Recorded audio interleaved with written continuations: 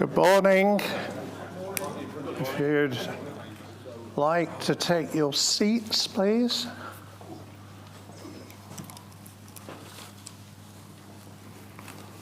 Oh, you're very disciplined. Silence. Oh, morning. Glad to see Classic Car Weekly here. Good morning, David. Right, good morning, ladies and gentlemen. Good morning. Oh, that's not bad. Come on. Good morning. Good morning. Right, much better. Thank you. As you see, we're only in half the room that we normally occupy, so I'd regard that as a small, select quality audience that we've got this morning. To be honest, we've actually got more apologies than we've ever had, so sign of the times, I'm afraid. Also welcome to our viewers online. I know our President, Lord Steele, is watching, and David values the opportunity of actually viewing this from his home in the Scottish borders rather than having to travel to Gaydon. And I suspect that with the fuel thing, probably quite a lot of people are going to dial in rather than actually come and join us in the room. But the important thing is people are participating and you're all most welcome. I suppose just as a quick overview, things for the Federation are very positive. We're still looking after over 500 clubs. Museum membership is exactly on the number that we enjoyed last year, and we've got trade and individual supporters as well. Talking of partners, we've got representatives from several partners here today. Dave Youngs. There you are. Dave, would you like to just stand up? Dave's joining us for the first time. He's Partnership Director for Peter James Insurance, and I know some of you have been chatting to Peter and Phil already. So you're most welcome, Dave, and hope you have a good day. Okay, so Dave's here with Phil Beck, show manager.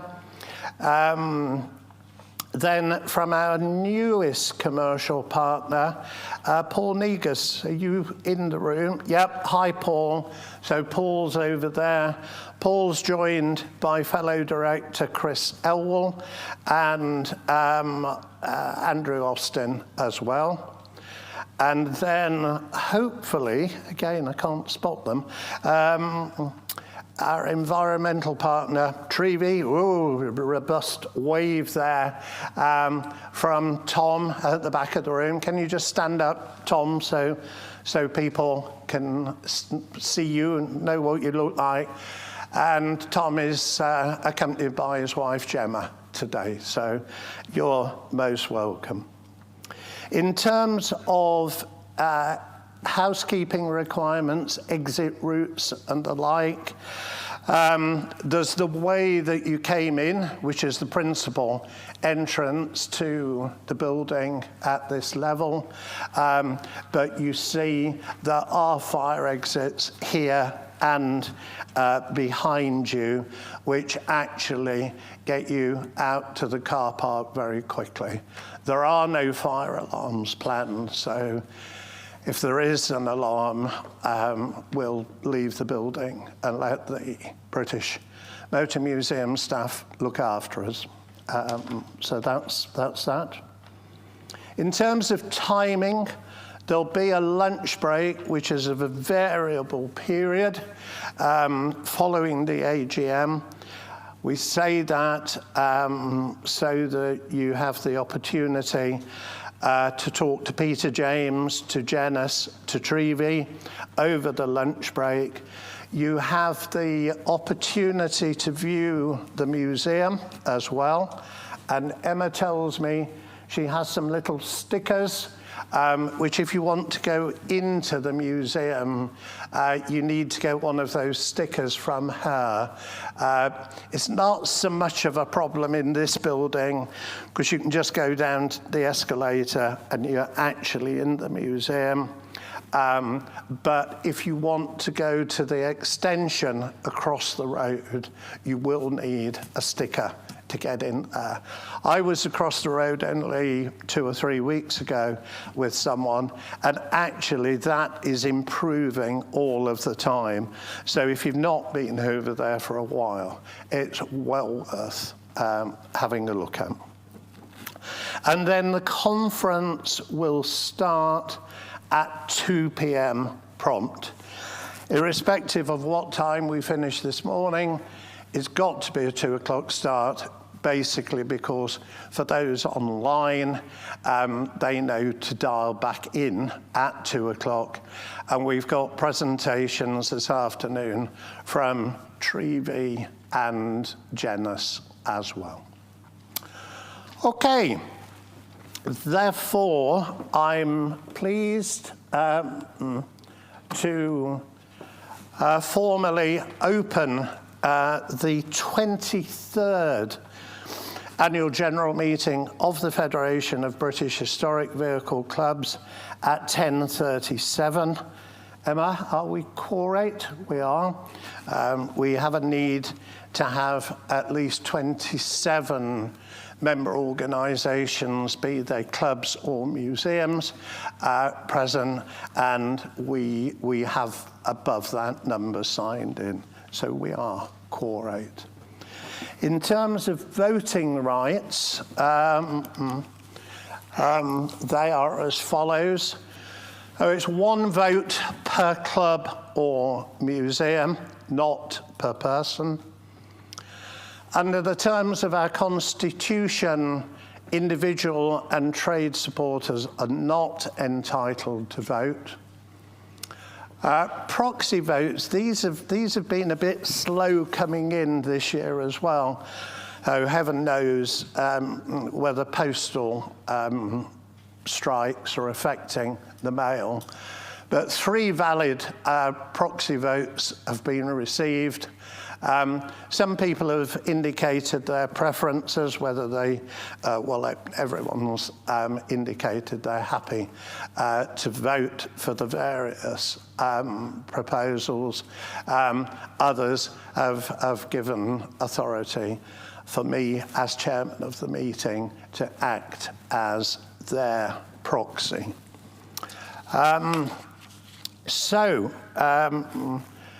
In terms of apologies, we've actually got 57 apologies, which is the highest number that we've ever had. And for those of you who are regular attenders, you'll see there's actually quite a lot of names on that list of people who would normally be represented. So Elvis Owner Club, Morris Minor Owners Club, Standard Motor Club. I could go on and on. These are people who regularly support us. So I think there's a bit of a trend there that we'll have to investigate for the future.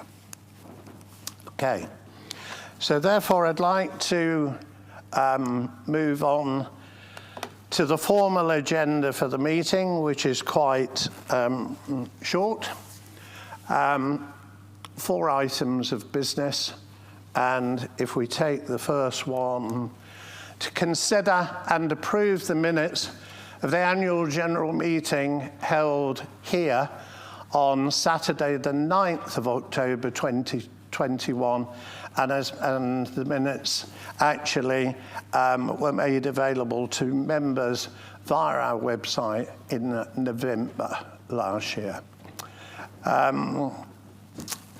Is there a proposer for the minutes, please. Yeah, Mike Jordan, that one, Container Owners Club. Can I just ask a little question? Yes, go on, Mike. As regards those that have sent apologies, do we have to vote to accept those apologies? Just wait a minute, Mike. Have we got a remote mic, guys? Can somebody act as runner for me? One of the directors, please. Tom, thank you. Hi, Jacob. Right, Mike. Can you start again, Mike? Yes, It is on. You're okay. Right, yeah. I'm happy to propose those. I was present. Can I just ask on the those that sent apologies, do we have to vote to say that we accept those apologies? No. Okay. No. Okay. Thank you. But you are voting to propose acceptance of the minutes. Thank you very much. Is there a seconder, please? Thank you. Leisure Smith Enthusiast Club, Rowan Garner. Got that, Emma? Yep. Okay, thank you very much. And in terms of the proxy votes we've received, there were 3 in favour. Anyone against? No. Any abstentions? No. I therefore declare those minutes agreed. Thank you very much. I'd like to hand over to Paul Chasney now, who will take us through the next item, which is that.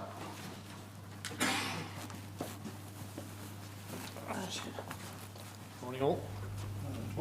It's a bit quiet out there, isn't it? Okay. In the running order that you have in your little booklet, the finance report is well down the back. So I just need to turn the right page. I don't propose to spend ages over this, but just let me draw your attention to 2 or 3 matters that I think are quite important when it comes to understanding the accounts. First of all, I think it's important just to flag up that although in the previous year we made a small profit, we've suffered a small deficit, a loss, in the year just ended. Hardly a surprise, I think. You know, we've come to the end of COVID, all of a sudden things have opened up. The Federation's attended a huge number of events by comparison to none in the previous years. But it really shouldn't be a concern to us, I think. I'll come back to that. The detail of the accounts is shown in the back, and there is quite a lot of detail there. We take it quite seriously to try and make sure that everybody sees it as a sort of transparent set of accounts. You can see where we're spending all the money and whatnot. And I think it's quite important to note that if you look at the individual cost headings, they're broadly comparable year on year. There are no big differences. So we've managed to keep the cost down. In fact, the secretarial costs, that's not Emma, you understand, the secretarial costs at large have been held back. So I think we're quite happy as a board that we've managed to achieve that. We've David alluded to it. We have got continuing strong membership, and as a result, the income from membership subscriptions, both from clubs and from individuals, has increased slightly in the year. So that's a very good thing, and I think probably is a reflection on the impact that people are seeing that the Federation has. So I think that's an important bit to reflect on. There is an increase in the level of money that we've gathered on behalf of FIFA, what do we call them, registration cards. There's been a bit of a log jam on the FIFA front because as we've come out of the pandemic, lots of people all of a sudden have been saying, oh, right, I want to use my car, I need a FIFA registration card. There has been a bit of a log jam. We're clearing that log jam now, but I think it's fair to say, David, quite a lot of that is because people don't fill out the forms properly in the first place and send in the information. So that's the problem. I think from that point of view, if you're applying for one, or if your members are applying for one, just tell them to read the form. That'd be good.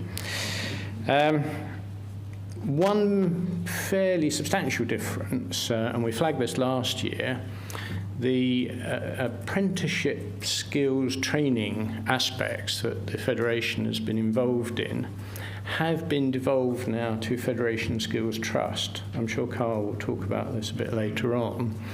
As a result, in this set of accounts, there is very little to do with apprentices. It's obvious because we've shipped it out into Federation Skills Trust. So that is quite a big change, but has no direct impact on the finances of the Federation on the one hand, and indeed on the efforts that between the Federation and Federation Skills Trust, the work that's been done to promote apprenticeships and training in general. I think the only other thing that I really would like to draw attention to is there is no profit in these accounts. I use the word profit rather loosely in connection with the Tree project that we've been working. The Federation only seeks to recover its costs, the direct costs of bank charges and things like that. So to the extent that individuals or clubs invest in the Tree project for carbon offsetting or capture, you might say, that money is going into Tree and in turn is going into planting trees, buying carbon credits. It does not go in profit for the Federation. So I think that's an important feature to make. And finally, I should just say, please don't worry, although there was a small deficit in the year, the Federation continues to have quite strong cash reserves and whatnot, so we're certainly going to be here for the longer term. That's not a problem. I'd rather nervously invite questions if anyone has any. Oh, good. Sorry. Let me just give you a moment to reflect on that. But if there are no questions, oh dear, there is. Sir.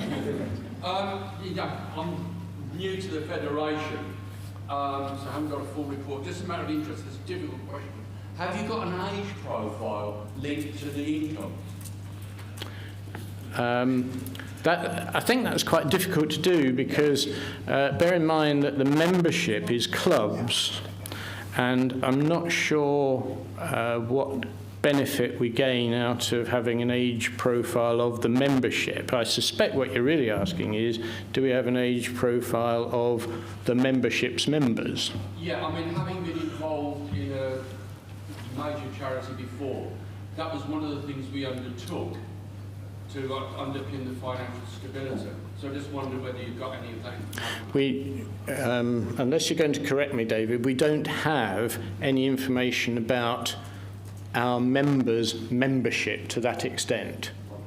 Now, we do have some views. If you go back to our national report that we published a year ago, that does have some information on the profile of owners of historic vehicles.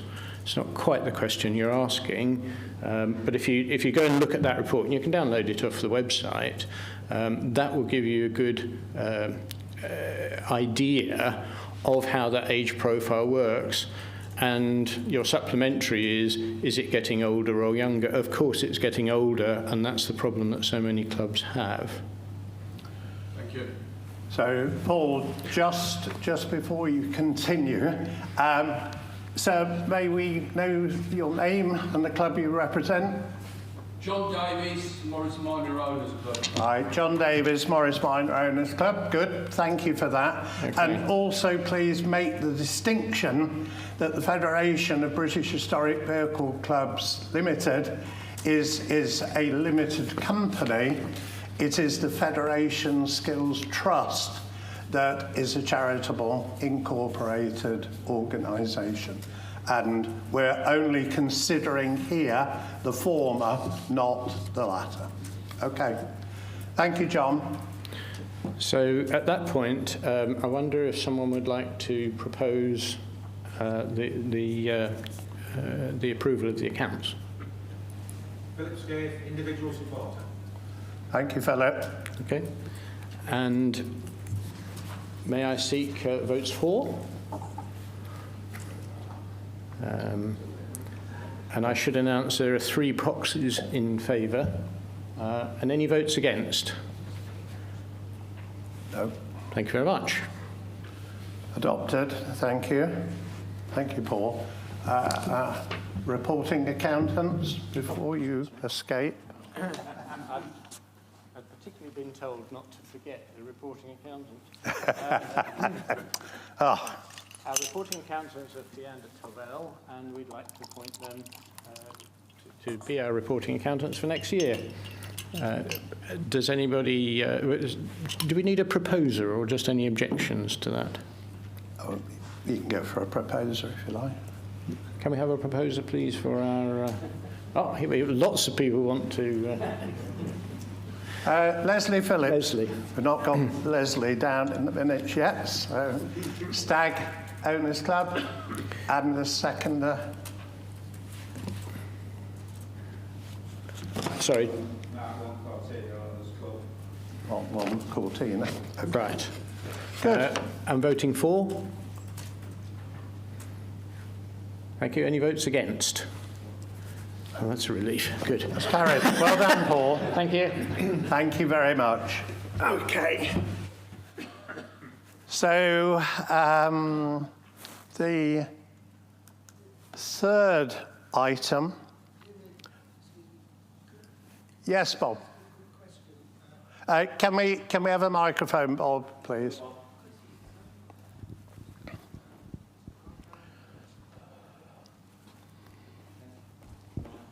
Thank you. Oh, got two. Perhaps this one works. Bob Owen, Yeovil Car Club.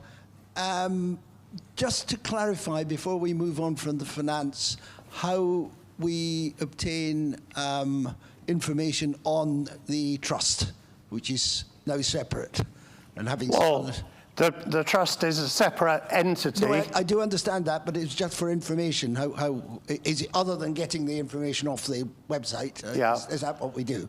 Yeah. Is it completely different? Thank you. Carl. On the website, but we have an AGM, and that will all get on the website as well. So you get it all. Thank you. Federation Skills Trust for anybody that wants to. Thank you very much. That's what I wanted. Okay. Thank you, Bob, for everyone's information. Carl, who you'll see speaking later on, is chairman of the Federation Skills Trust. So what we tried to do when we formed Federation Skills Trust was that clearly both organisations are separate entities, totally separate entities. But in order to ensure some continuity of the apprenticeship programme, which I launched with Carl back at Bicester Heritage in 2014. So there is quite a lot of history. There's 8 years history as background to the apprenticeship programme. Of the 5 trustees, 3 of them, myself, Paul, who you've just seen, and Carl, are trustees. So that ensures the continuity from one organisation to the other. But there are 2 other trustees. One is Francis Galashan, who many of you will know, and the Galashan Trust has been a principal benefactor for the apprenticeship programme right back to 2014. So Francis is there, and a gentleman who actually certainly 3 of us didn't know until we created the trust. A gentleman by the name of John Evans, who is a lawyer, is the 5th trustee. Okay. I think it's just worth adding that it is a charitable trust, so we do report to the Charity Commission. So you can see the full report of the Charity Commission, which we're just doing at the moment, which goes in at the end of the month. So there'll be a report on what we've been doing over the last 12 months as well, if you want to go on the Charity Commission website and just look for FST, Federation Skills Trust. Okay. Any other questions? No? Okay, thank you. Thank you for that, Bob. Gave us an opportunity to just share the broader transition between Federation of British Historic Vehicle Clubs and Federation Skills Trust. So I now move on to the third item of business, which is the election of directors. Directors basically serve for a term of 2 years, and what we try to do is do half of them 1 year, the other half in the second year. The directors standing for re-election this year are myself, Heritage and Culture, Museums and Archiving, Information Technology and Legislation. And we invited nominations earlier in the year, and I'm delighted to tell you, you're stuck with me again, basically because nobody tries to depose me. There you go. I'm putting myself up. You can shoot if you wish. Museums and Archiving. Andy Bye, I'd like to stand up. Andy, please. Thank you. And I should say, with Bill Silcock from MG Car Club in the room, the president of MG Car Club, John Day, kindly nominated me as one of our larger member clubs. Clan Owners Club nominated Andy. For Information Technology, Tim Jarrett, nominated by Fraser Nash Car Club. And Lindsay, please. Lindsay Irvine, who is starting his second, your second term, and nominated by Riley RM Club. Thank you, Lindsay. With regard to Heritage and Culture, Keith Gibbons decided not to offer himself for re-election, and we've actually been approached by someone with regard to that post, and discussions, as they say, are ongoing. So I'm not in a position to name someone who stood up and said, I'd quite like to have a go at that. So we'll continue those discussions with that person, and we'll co-opt someone just as soon as we resolve that situation. In terms of electing the 4 people for chairman, Museums and Archiving, Information Technology and Legislation, obviously I can't stand here and elect myself. So Carl, would you like to just come and take over the meeting, please? Right, well, a bit of a formality with the look. So all I'm going to do is the chairman one and then hand back to the chairman.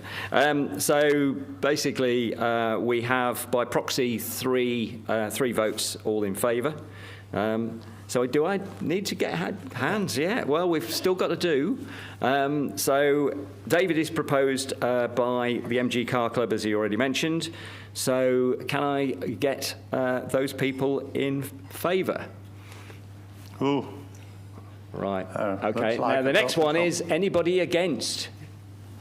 Thank heavens for that. So David, I declare you elected and hand it back to you. Thank you, Carl. Thank you very much. For those of you in your room, this is me starting my 11th year as your chairman. I don't think the Federation's ever had anyone who served more than 2 years, so I must be... We're going to get another one, shouldn't we? Oh, probably not. To those of you in the room, thank you very much for your support, and to those of you watching online, again, thank you for your support. Thank you very much. Okay, so as the nominations for the other 3 posts, Museum and Archiving, Information Technology and Legislation, are not contested, with the approval of the meeting, I would propose to elect those 3 candidates en bloc. So firstly, may I just have a show of hands of support for that? Thank you. Anyone against my proposed course of action? No. Okay, thank you. Therefore, again, we have 3 proxies in favour. Could I have a show of hands, please, in terms of electing Andy, Tim and Lindsay? Show of hands, please. Thank you. Anyone against? No. Any abstentions? No. Welcome, gentlemen. You're back for another 2 years. So, lots of sighs of, oh, goody, thank you. So you'll be able to talk to the guys during the lunch break. So if you've got any questions, certainly, well, obviously in terms of any of our directors, you're most welcome to talk to them. But specifically those 3 guys, please do so. Okay, so we move on to our 4th and final item of business, which is to receive the reports of the directors. And this is actually quite a good opportunity. And David Steele said to me last year after we broadcast this meeting that he particularly valued the opportunity of being able to see each of the guys stand up and present their reports. And we'll start, please, with Lindsay. Thank you, David. Okay. Are you going to operate my clicker for me? That was the, no, you can. We were very used in the Air Force to having somebody to do that desperately technical. Yes, but you used to have quite a lot of scrambled egg on your cap in the Air Force. Could I get the one button wrong, do you think? Shall we see? Hey. Oh, hey. Well, thank you for the support that I got from the audience here. In order to garner even more support, I think you'd enjoy this quote from the great bard. I know there are at least 2 lawyers in the room, because my predecessor is here, and many of you may think that's just too many already, but there may be a 3rd one also. But I want to make it clear that all my efforts and the efforts of my team and all those in the Federation are directed at the mission which you saw on the opening sign, to maintain our freedom to use our vehicles, our yesterday's vehicles, on tomorrow's roads.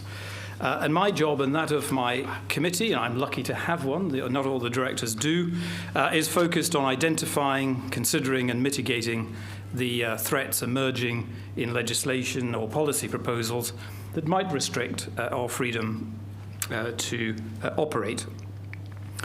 You wouldn't welcome a rehearsal of my report, but what I thought might be useful is to draw out a few points on what we did in pursuit of that mission, and to look ahead to the coming year and what might be on the horizon.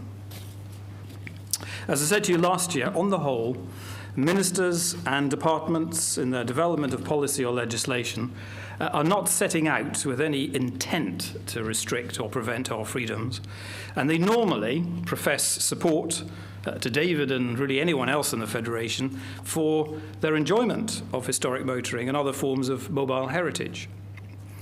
There are votes in it, I suspect. What we keep our eyes on is the accidental, the incidental and the indirect effect of a policy proposal that bears the greatest risk and where we have to be alert to potentially negative effects.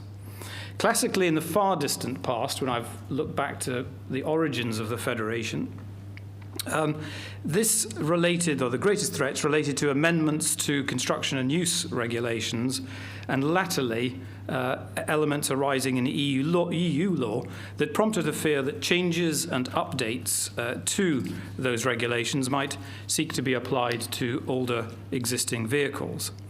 But in more recent times, and those of you who are regular readers of the newsletter and have attended these before, it has been the environmental and emissions legislation that's posed a greater risk.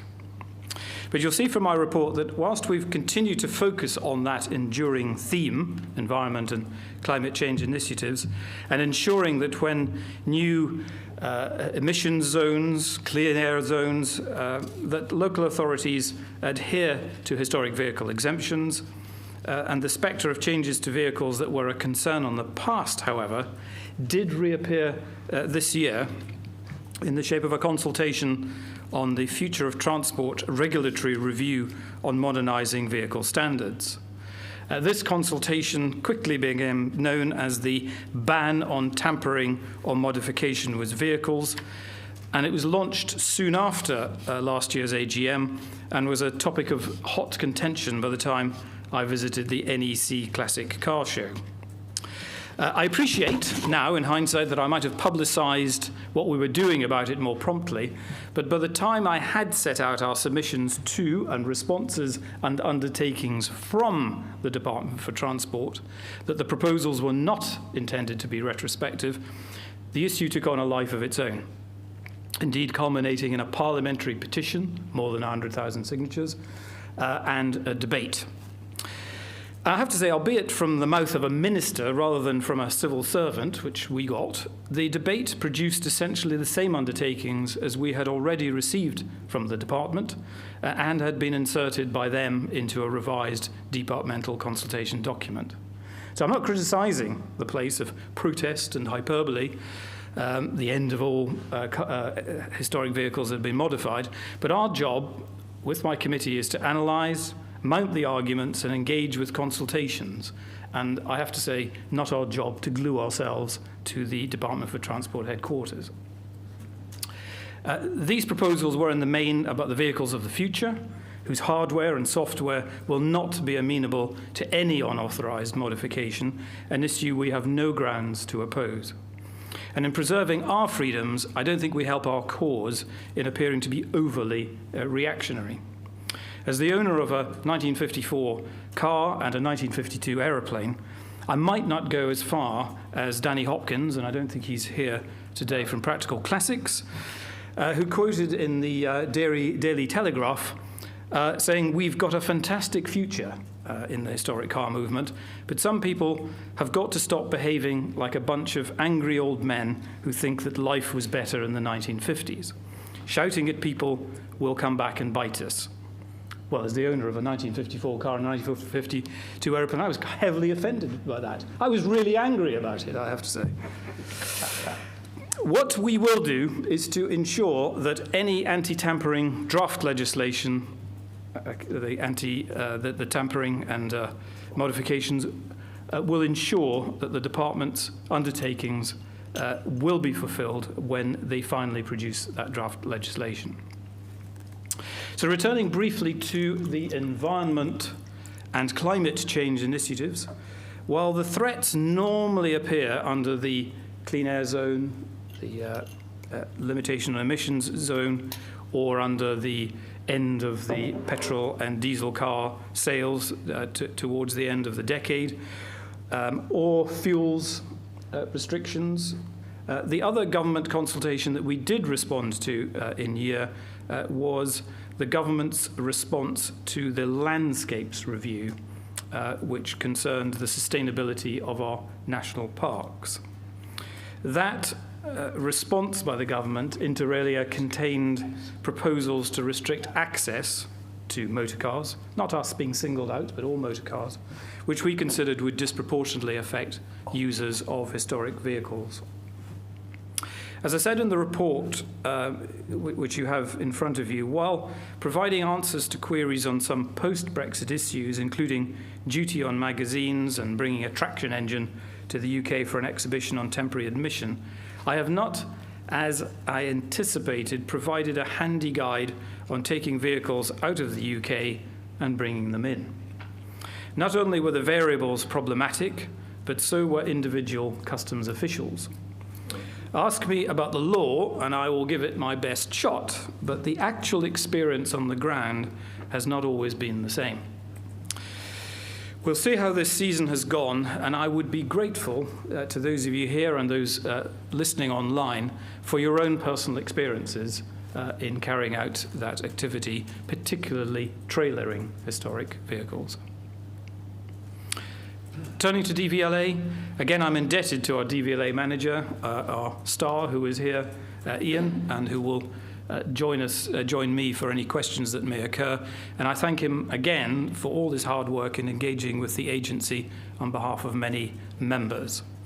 As flagged up in my address last year and set out in his input to my report, the creation by DVLA Corporate Services of an historic vehicle liaison group was a major initiative during the year, with its quarterly meetings promising a useful forum for presenting and discussing difficult issues. Well, he may expand further on this if you encourage him.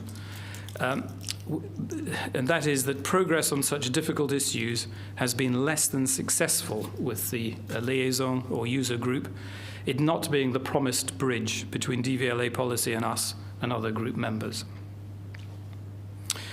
On other topics, well, I've not outlined all the other matters that I and committee members have dealt with in year on your behalf or on behalf of individual members, but here's a selection of items covered. I think Fraser Clayton will recognise one of them on there, who's here with us today. And you're welcome to ask me about any of those in due course. It's a little bit code, but some of you may recognise the topics as something being that you enjoy yourselves. Looking to next year,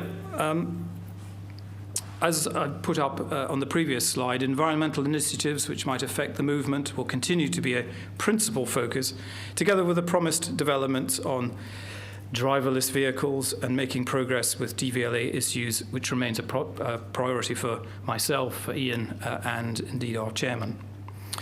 Please can I ask you also to keep your eyes and ears open for anything you think is important and that we might have missed and pass it on. Since lawyers frequently advise on tactics to clients to bolster legal arguments, can I advise you to try and put our movement in the best light? We need to appreciate not everyone is on our side, and we should, for example, through Trevi and other such schemes, consider joining those, drive considerately, and welcome strangers' interest in our vehicles to help make our legal case for continuance by demonstrating recognition of other people's concerns. Homily over. Address over. David did say that I was allowed to speak longer than any other director, so let that be a lesson to the rest of you coming. Thank you. Any questions of late? Oh, you weren't getting away that lightly. No. There is a fee for the asking of every question paid to me directly. Good. I'm sorry to ask questions. I do apologise because I know lunch is on the agenda. I've told with a little bit of context, but I've two questions. One, Footman James have done a recent brilliant report which shows things such as making an electric vehicle produces 4 times as much carbon dioxide as a an ordinary car. And then I'm a member of MAG, Motorcycle Action Group, which is gently falling out with FEMA, the European version of ours, which encompasses all the different clubs. Because FEMA are in favour of going all electric with new motorbikes, whereas in actual fact MAG are against it, principally on the grounds of the simple fact of the matter is the amount of carbon dioxide in the atmosphere is negligible, and the difference we're going to make is negligible. So my question on that one is, are we taking a view? My second question is related to DVLA, where there's a continual issue where I sign the V765 form, but bless the socks, they either email me or actually ring me up just to verify it, despite making me the go-to guy. I'm just a bit exacerbated by that and wonder what we can do. Great. I'm going to take the second question first, because I'm going to invite Ian to Ian, don't join me on the stage so that I can enjoy being higher up than you. Is that all right? Just a quick welcome to Ian Edmonds, DVLA Liaison Manager. Ian works tirelessly on your behalf, and literally every day of the working week. So please just give a warm welcome to Ian up here, if you would. Right, that's your glory. Answer the question, please. Thank you. I apologise. I have a cough. It isn't COVID. I caught it in Thailand. You can, I'm told, catch worse things in Thailand. But anyway, to answer the gentleman's question, quite honestly, the way things are with DVLA at the moment, if that's the worst of your problems, you're doing well. I take your point. If you are the authorised signatory, so I didn't actually catch your name. Okay. If you are the authorised signatory, they should accept your signature, unless they have some particular aspect which they wish to query. But I think there's a lot of things that are going wrong at the moment, and although DVLA tell us they are operationally fully recovered from COVID, I'm not sure it's true. We know there's a lot of people working from home, and they can't just look across the desk and say, what do we do about this? Because the cat doesn't know. And we do get some slightly funny, as well as some distinctly awkward responses sometimes. So, to be honest with you, it is not a point I'm going to take up at the moment, because we have some rather more serious things to do. David and I have spent a considerable part of the last week ultimately setting up a small virtual meeting with DVLA to raise some of them with the agency staff. So I think perhaps if you could be patient for a bit, please. Thanks, Ian. On the first point, this was raised at the AGM last year, and I did speak about it. Basically, there is an international position which is publicised by FIFA, and we adopt that position, which is electrification obviously can destroy the historic nature of the vehicle, but we don't want the shell or whatever it is to be lost. So if people want to do it, that's a matter for them, but it does jeopardise the historic stages of the vehicle. And the fear that I expressed last year is that if they are regarded just as historic as the one with the original oily engine, then there's a risk of protest groups requiring all historic vehicles to be converted, which would be a step too far. So I suppose toleration rather than support, because we don't want them lost, and there are some very nice examples, but we take and adopt, and it's on the website, so we adopt the FIFA position on this. Thank you. Any other questions? Oh. There's a microphone just coming around. Just wait a moment, please. It's only so everyone can hear online. Name and club, please, first. Yeah, John Porter, Fordside Valvonas Club. I've lost track now, waiting for this. Yeah, I've lost it now completely. Sorry. No worries. Well, have a think, of course, there's another question over here. And we'll come back to you, John, if that's... John Broad. Thank you. Thank you, Chairman. Thank you, Lindsay.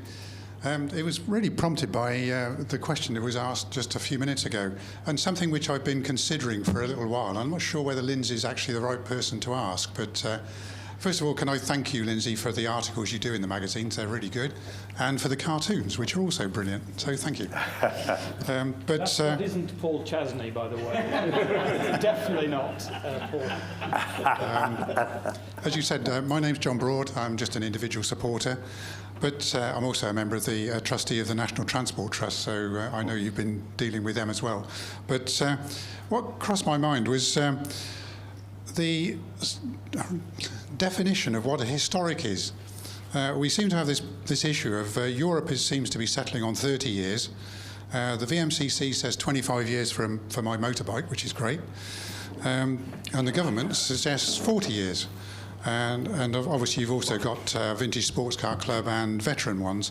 And really where this is leading is this issue of electric. And I'm not talking about electric converting of historic vehicles. What I'm really thinking of is today will be history tomorrow.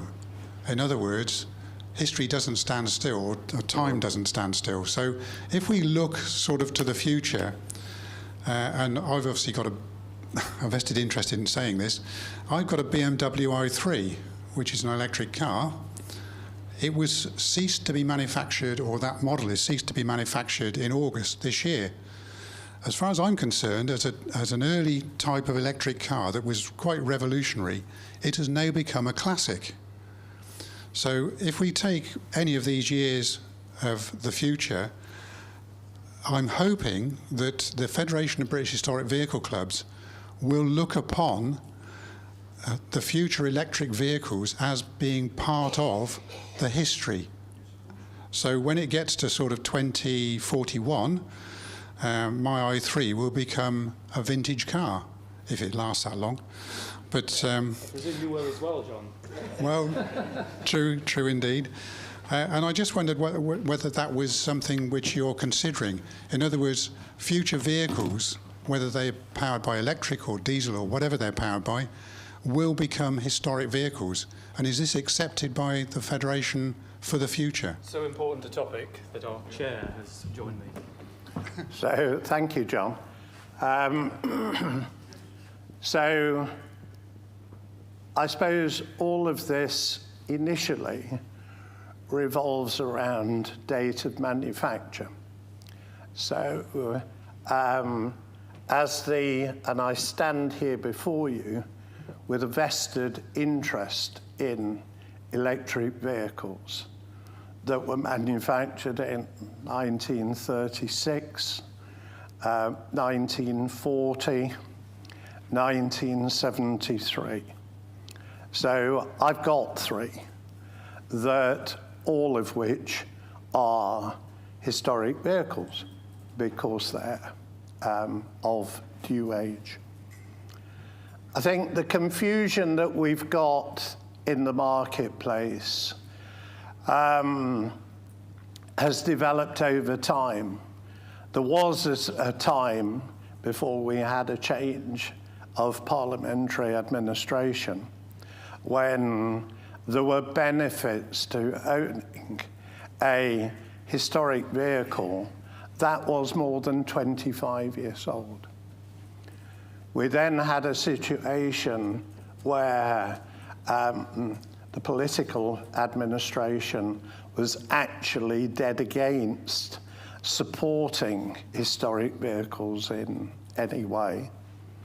And this period of 25 years continued for some time.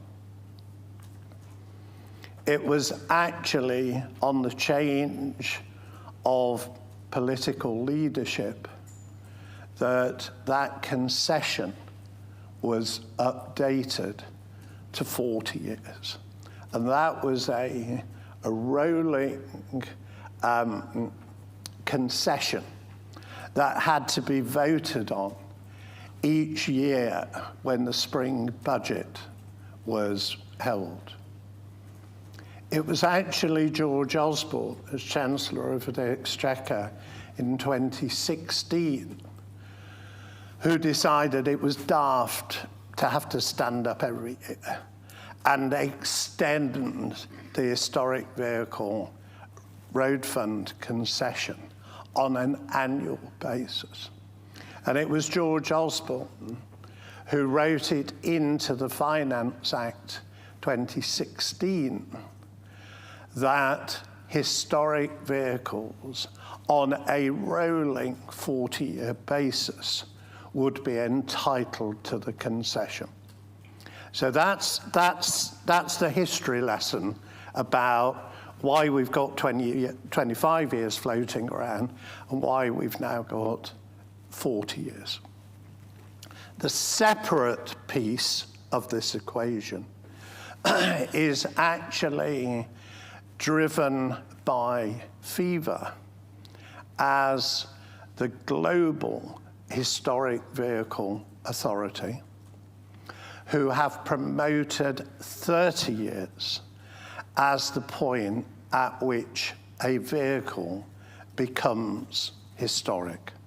And you know, I could quote you the words if I was able to compare notes, but effectively it says a mechanically propelled. Now, FIFA used the word mechanically propelled road vehicle. We've actually changed that because why shouldn't agricultural vehicles be included in this exercise? Also questionable about military vehicles. But a mechanically propelled vehicle that is as it was designed and manufactured and has not been subject to substantial change. So that's why you find that we will talk about 30 years and we'll talk about 40 years. But I think to answer your electrification question, you know, be the power source steam, internal combustion, or electricity. If the vehicle was built in that mode, it will become a historic vehicle at the appropriate point in time. Does that answer your question? Sure, yeah. Okay, good. Yes, sir. Is this to me or Lindsay? I think this is actually to you. It's following on from what you've just said. John Derling, National Traction Engine Trust. Yes, John. And this is actually nothing to do about steam engines, but it's sort of related. You're talking about when a vehicle becomes historic. I know that Fraser Clayton is in the back of the room as well. Yes, I've seen Fraser. What progress are we making in getting commercial vehicles into the same regime, or has it now happened and I'm not aware of it? No, I think, John, we've got. I think I also need Lindsay. Does this relate to the London Brighton? No, it relates to the fact that I own a commercial vehicle which is currently 33 years old and is soon approaching 40. Yeah. I want to know whether it's going to, because currently my understanding is that for commercial vehicles it's anything prior to 1960 as a set date, which is obviously no use to me having a vehicle built in 1990. I think... I suspect, go on, go on. If I may butt in, there's a little confusion of different categories for different purposes. Commercial vehicles post-1960 are never MOT exempt, unlike any other vehicle, not in commercial use, that is MOT exempt at 40 years old. As far as I know, in terms of being called historic, not paying VED, being in general terms admitted into low emission zones, etc., the 40 years is across all vehicle types. Yeah, thank you, Ian. Thank you, which is useful insight from Ian. And I think the answer to your question is if, and this is a gigantic if we had stability in government. It's true, though. If we had stability in government, and I don't want quoting on this either, if we had stability in government, it has always been the Federation's intention to try and get some commonality and stability about these ages, okay? You're never going to go back to 25 years, I can tell you that.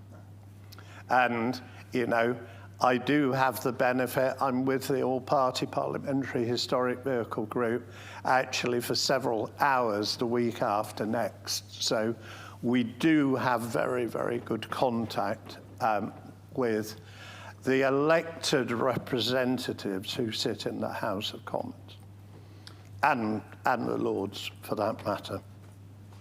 But I go back to my first point that if there was stability in the political scene, it was always our intention to try to wind the clock back from 40 to 30. But we've never actually been at a point where we've been able to start that conversation. It's, yes, I see you, Bob. It's a complex situation, and you would need quite a lot of political support to do it. But we know the dilemma, John. I think most people wouldn't necessarily want it rolled back to 25 or something, just a set rolling date, 40 years, whatever it may be, just so that we know what we can expect or not expect. Yeah, but the trouble is, we're not there. There's no political will.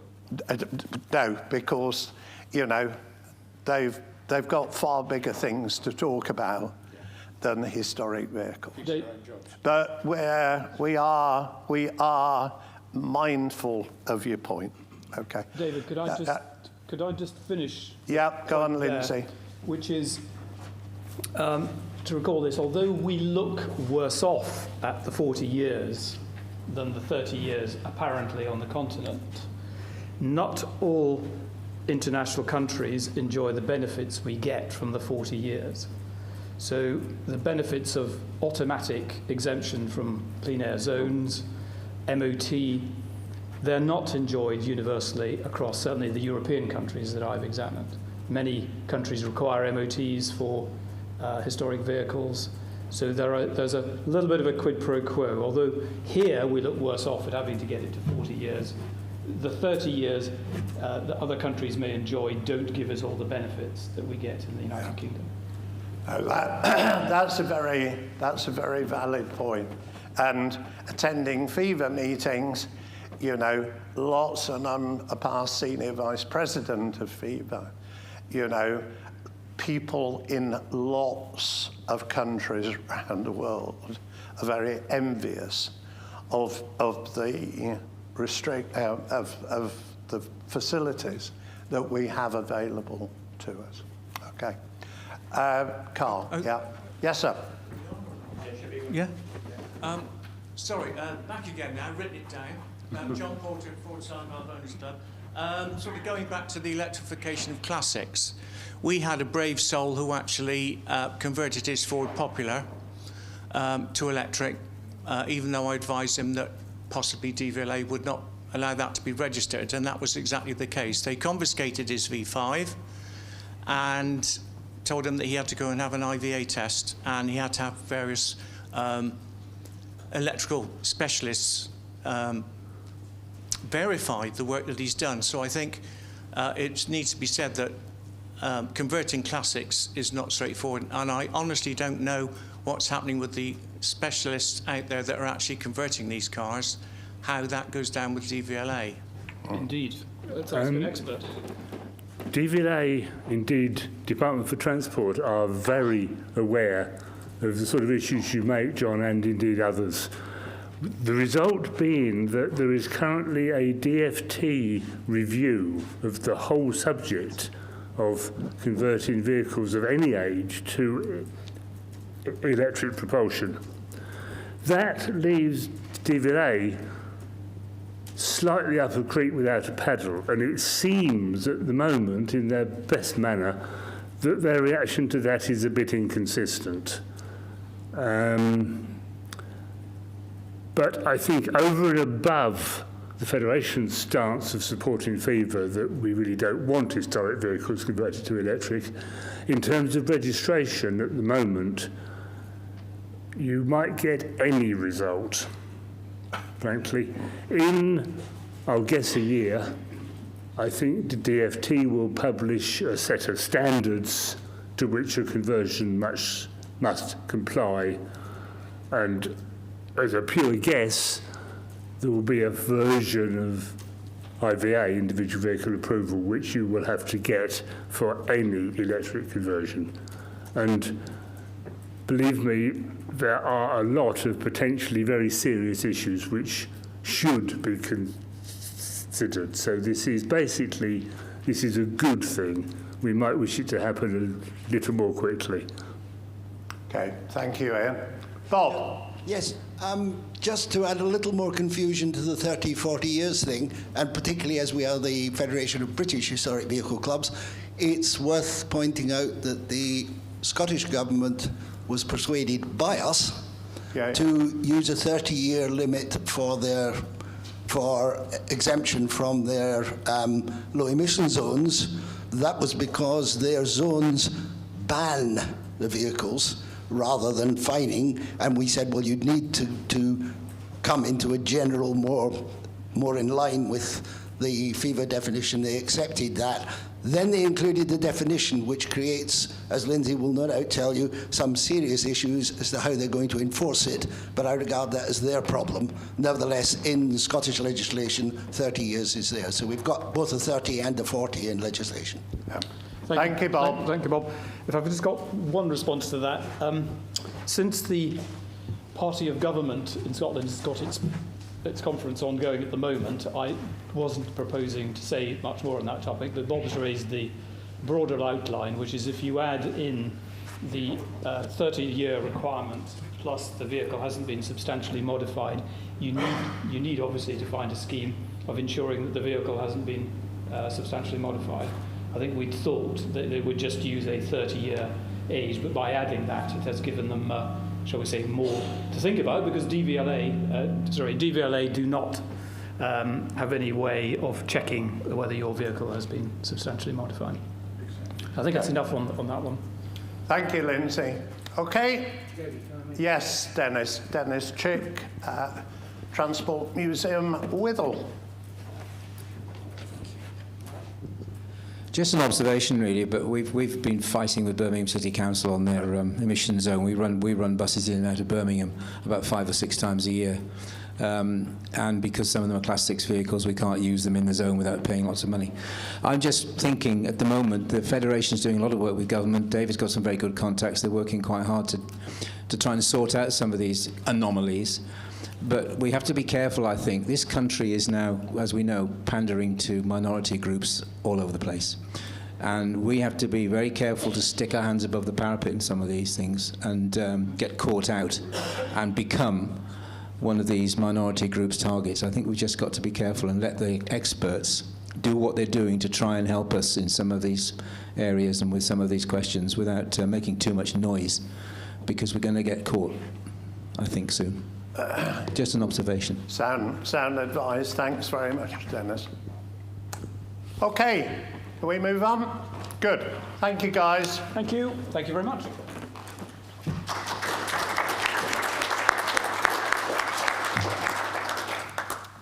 So,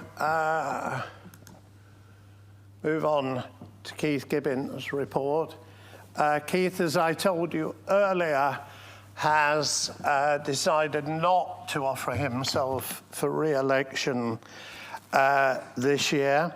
And I will just give you a very brief précis of his report, which you've all seen in the AGM booklet.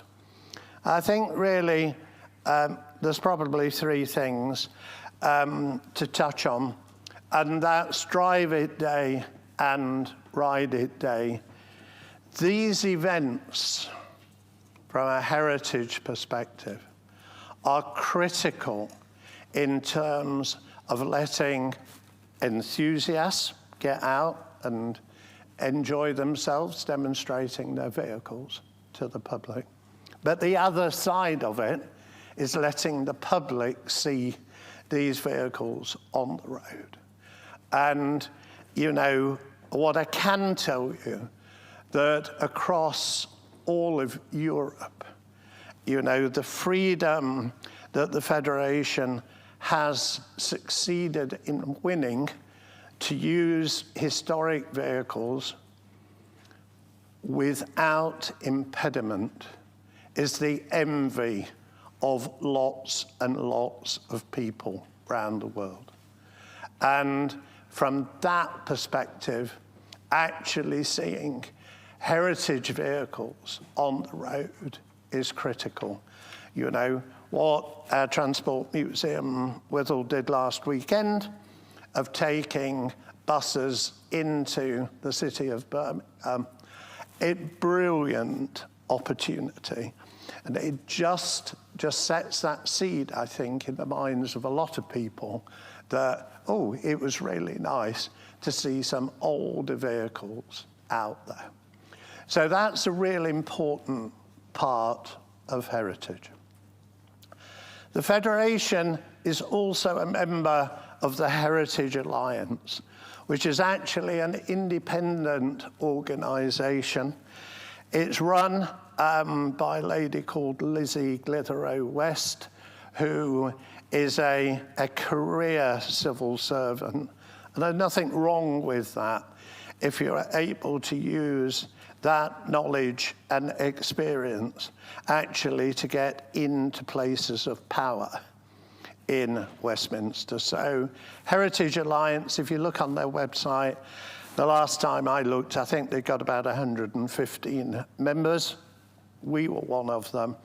And they do promote heritage, so that's quite important.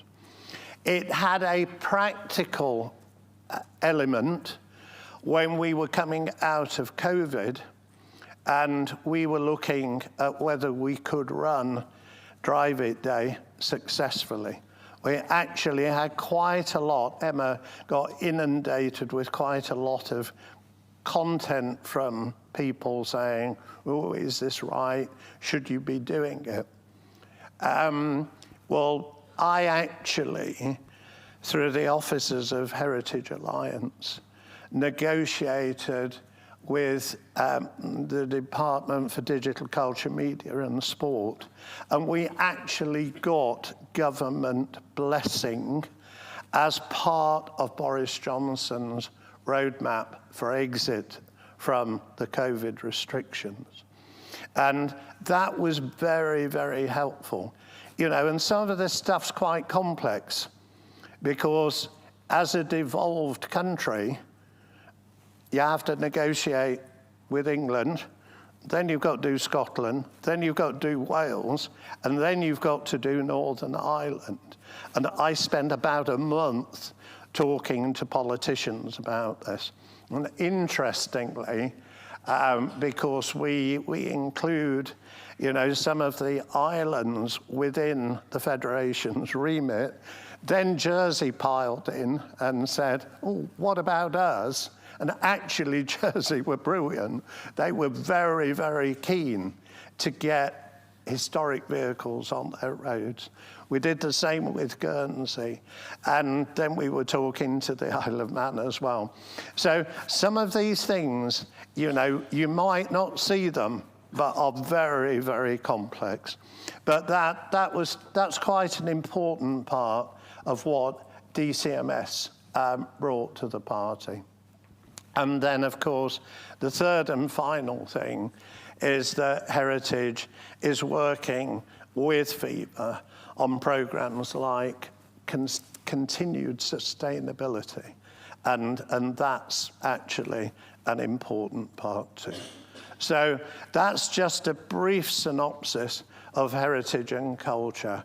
But when I talk to Lindsay, Lindsay is very, very much aware that heritage will become a very important negotiating tool going forward. Because without that, government, you know, there was a talk about, Dennis touched on it, lobbying groups, and that all falls down to he who shouts loudest, whether it's logical or not. You actually need to be able to go back to some core principles to keep our vehicles on the road. Okay? Good, thank you. Right, now, so the next report is Wayne Scott. Now, those of you who know Wayne know he's Mr. 11th Hour. He got issued an ultimatum by his partner the other day that he got to stop working and go on holiday. So he sends his apologies, and that's why he's not here today. But equally, being Mr. 11th Hour, he actually sent his report last night. So I'm actually going to just look at the slides from Wayne as I present his report to you. Wayne, interestingly, actually starts off his report on key successes about our contribution to charity via Drive It Day.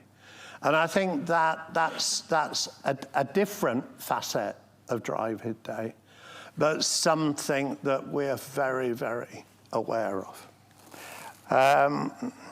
He also talks about growing awareness and support for Tree scheme.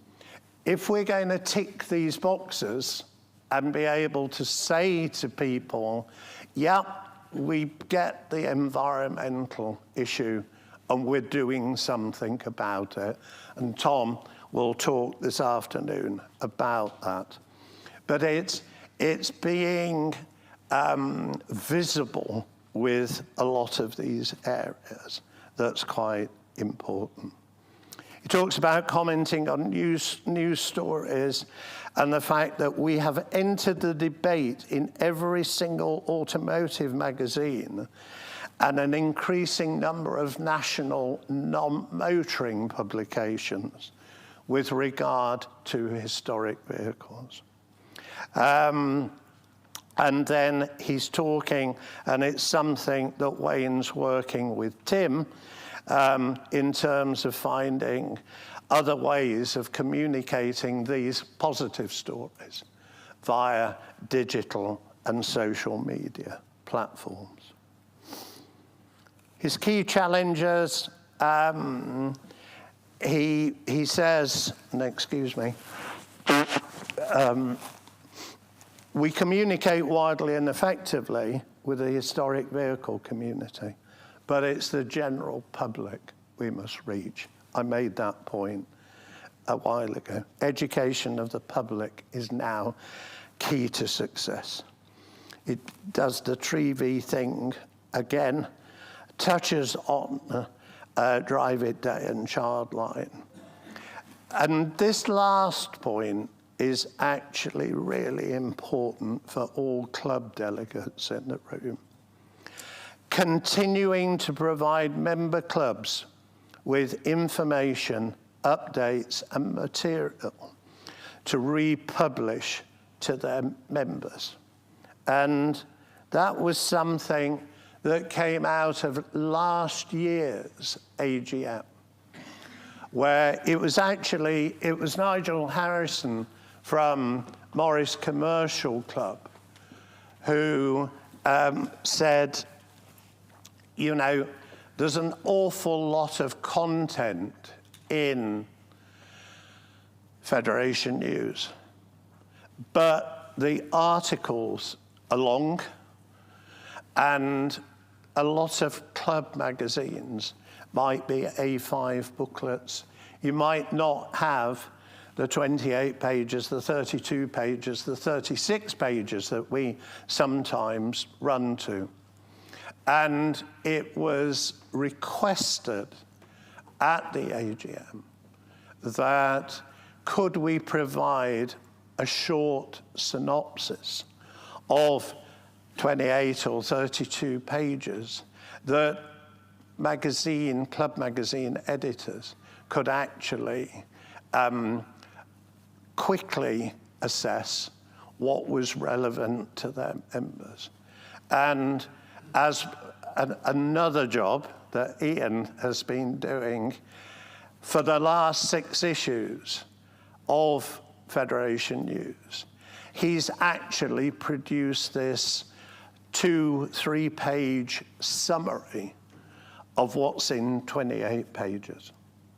And I'd like to thank Ian for doing that, because, you know, that's another part of our service. But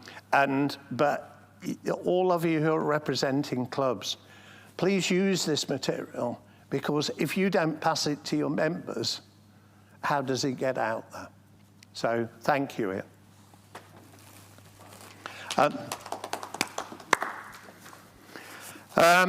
And then, so Wayne's last slide, lots of themes in here. Awareness of Drive It Day, Ride It Day, contribution to charity, education, digital channels that I was talking about, building deeper relationships with our trade supporters with mutual communications. And with Dave in the room from Peter James Insurance, that's something that we're very much trying to work with them on. And to build deeper awareness across the general public through them accessing wider communication channels. You know, and one of the important things with our commercial partners is that our commercial partners give us access to a different part of the historic vehicle community. And that's really important, you know. It's just a very quick tale. We've got a car which is being shown on the Federation stand at NEC in November. It's called Jam Roll. It's a Rolls Royce, and has come to us as quite an interesting display vehicle. Jam Roll was actually presented to Lord Baden-Powell by the Scouting movement in 1929. And only yesterday afternoon, because the Scouting connection, I was quite keen to see if we could explore that and get some Scouts to Classic Motor Show. And NSPCC, through their ownership of the Childline brand, said, oh, that's quite easy. We work very closely with the Scouting movement. And they've actually now got the caravan that was matched to this Rolls Royce, a caravan. Baden-Powell's kids always used to name vehicles. And he was given this Eccles caravan to tow behind the Rolls Royce. His children christened the caravan Eccles Cake. So I actually wrote to the trustees of Jam Roll yesterday and said, can Jam Roll go on a date at the Classic Motor Show with Eccles Cake? And they came back and said, yeah, sure, we're happy to see that. But that's expanding the network. We'd have struggled to get that caravan had it not been NSPCC actually go into the scouting movement and saying, hey, here's a nice story that the public will like, and moving forward from there. So I hope that's quite a good example of how all this can work. Right.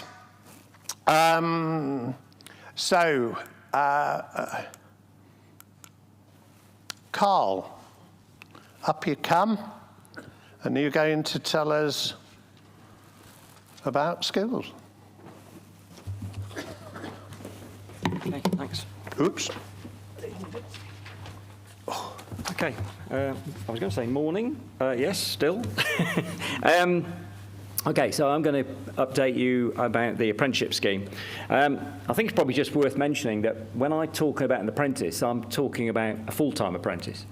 So this is someone that's taken on by an employer, employed by that business, and then attends a course either at Bicester, Brooklands, or in Shrewsbury. And I look back at what I'd written in the notes for the AGM, and I put 160 apprentices at that point in time. Well, the number's actually 175, so that was only a couple of months ago when I wrote that. So the numbers are increasing quite nicely.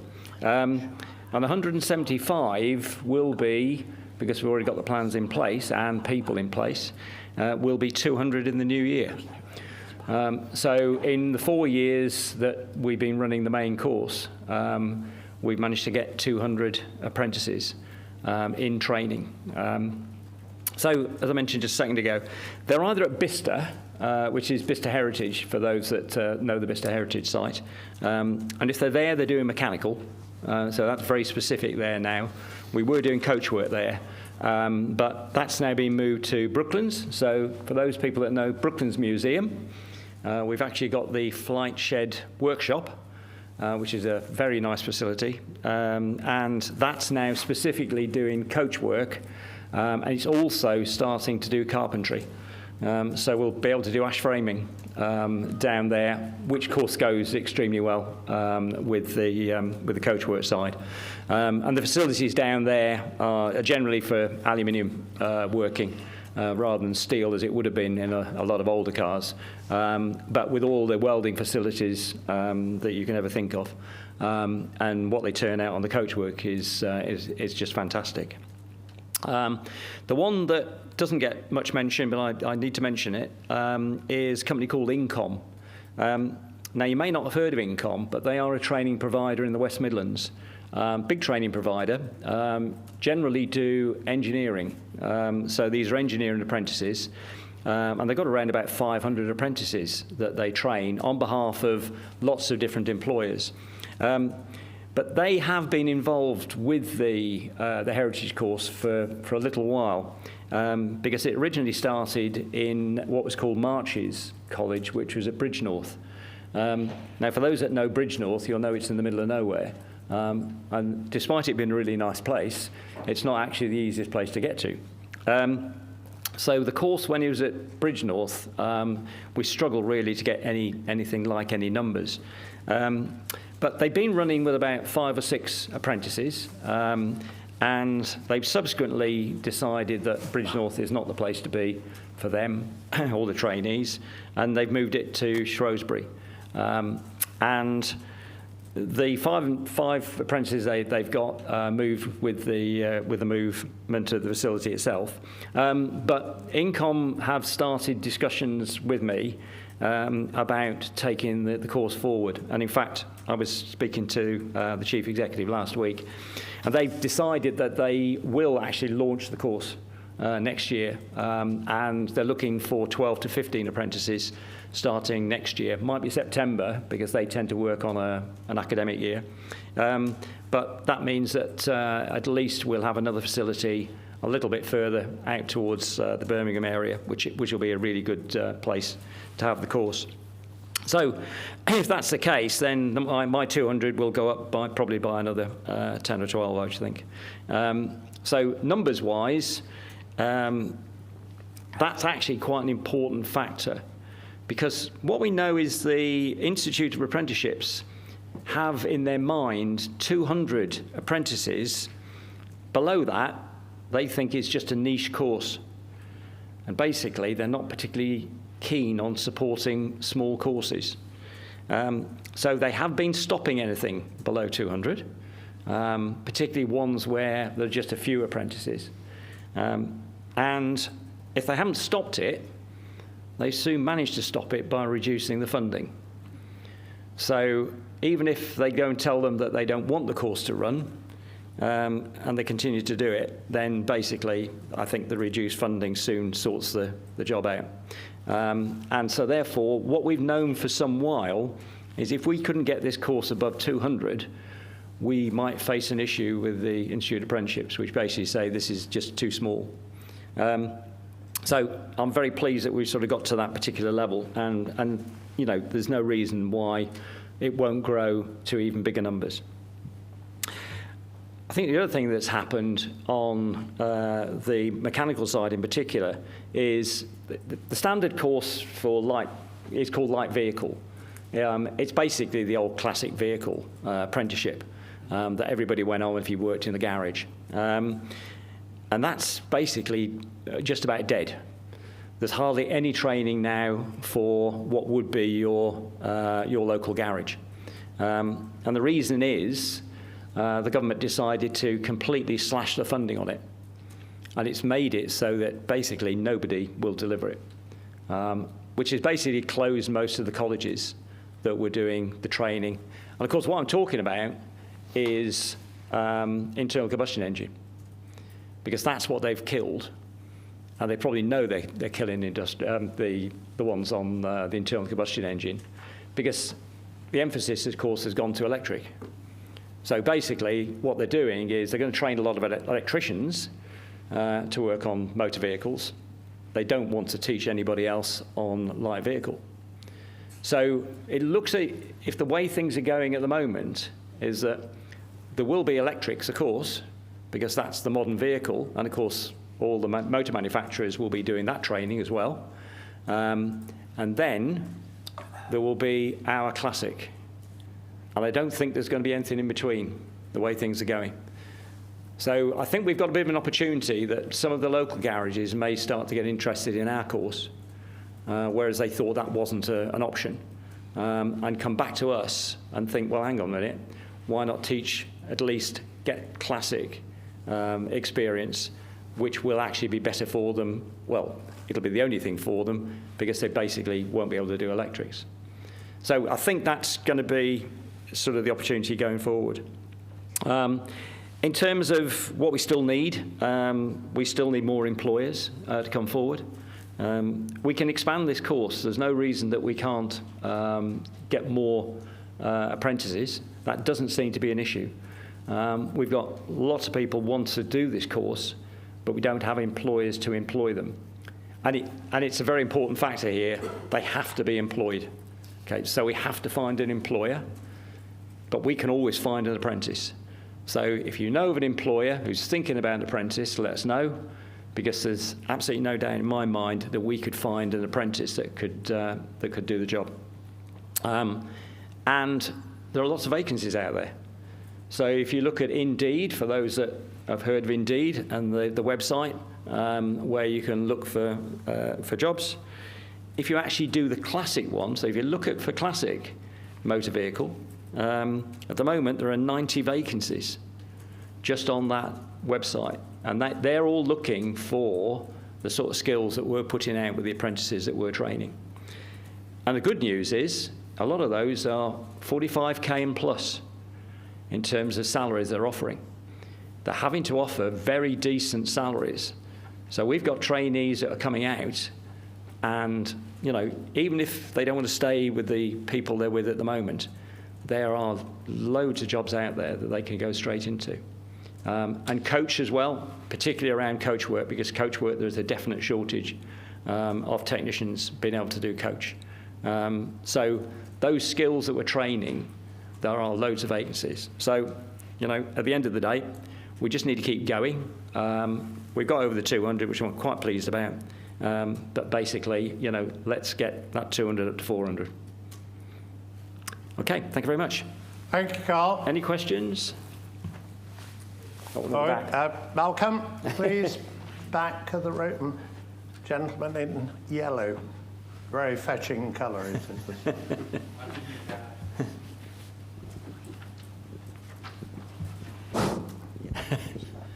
Phil Scaife, individual supporter.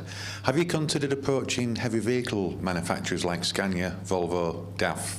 Because I'm a heavy vehicle technician.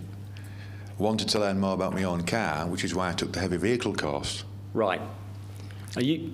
A lot of the manufacturers and dealerships cannot get technicians and apprentices trained because the colleges have shut down, just precisely the reasons why you've said.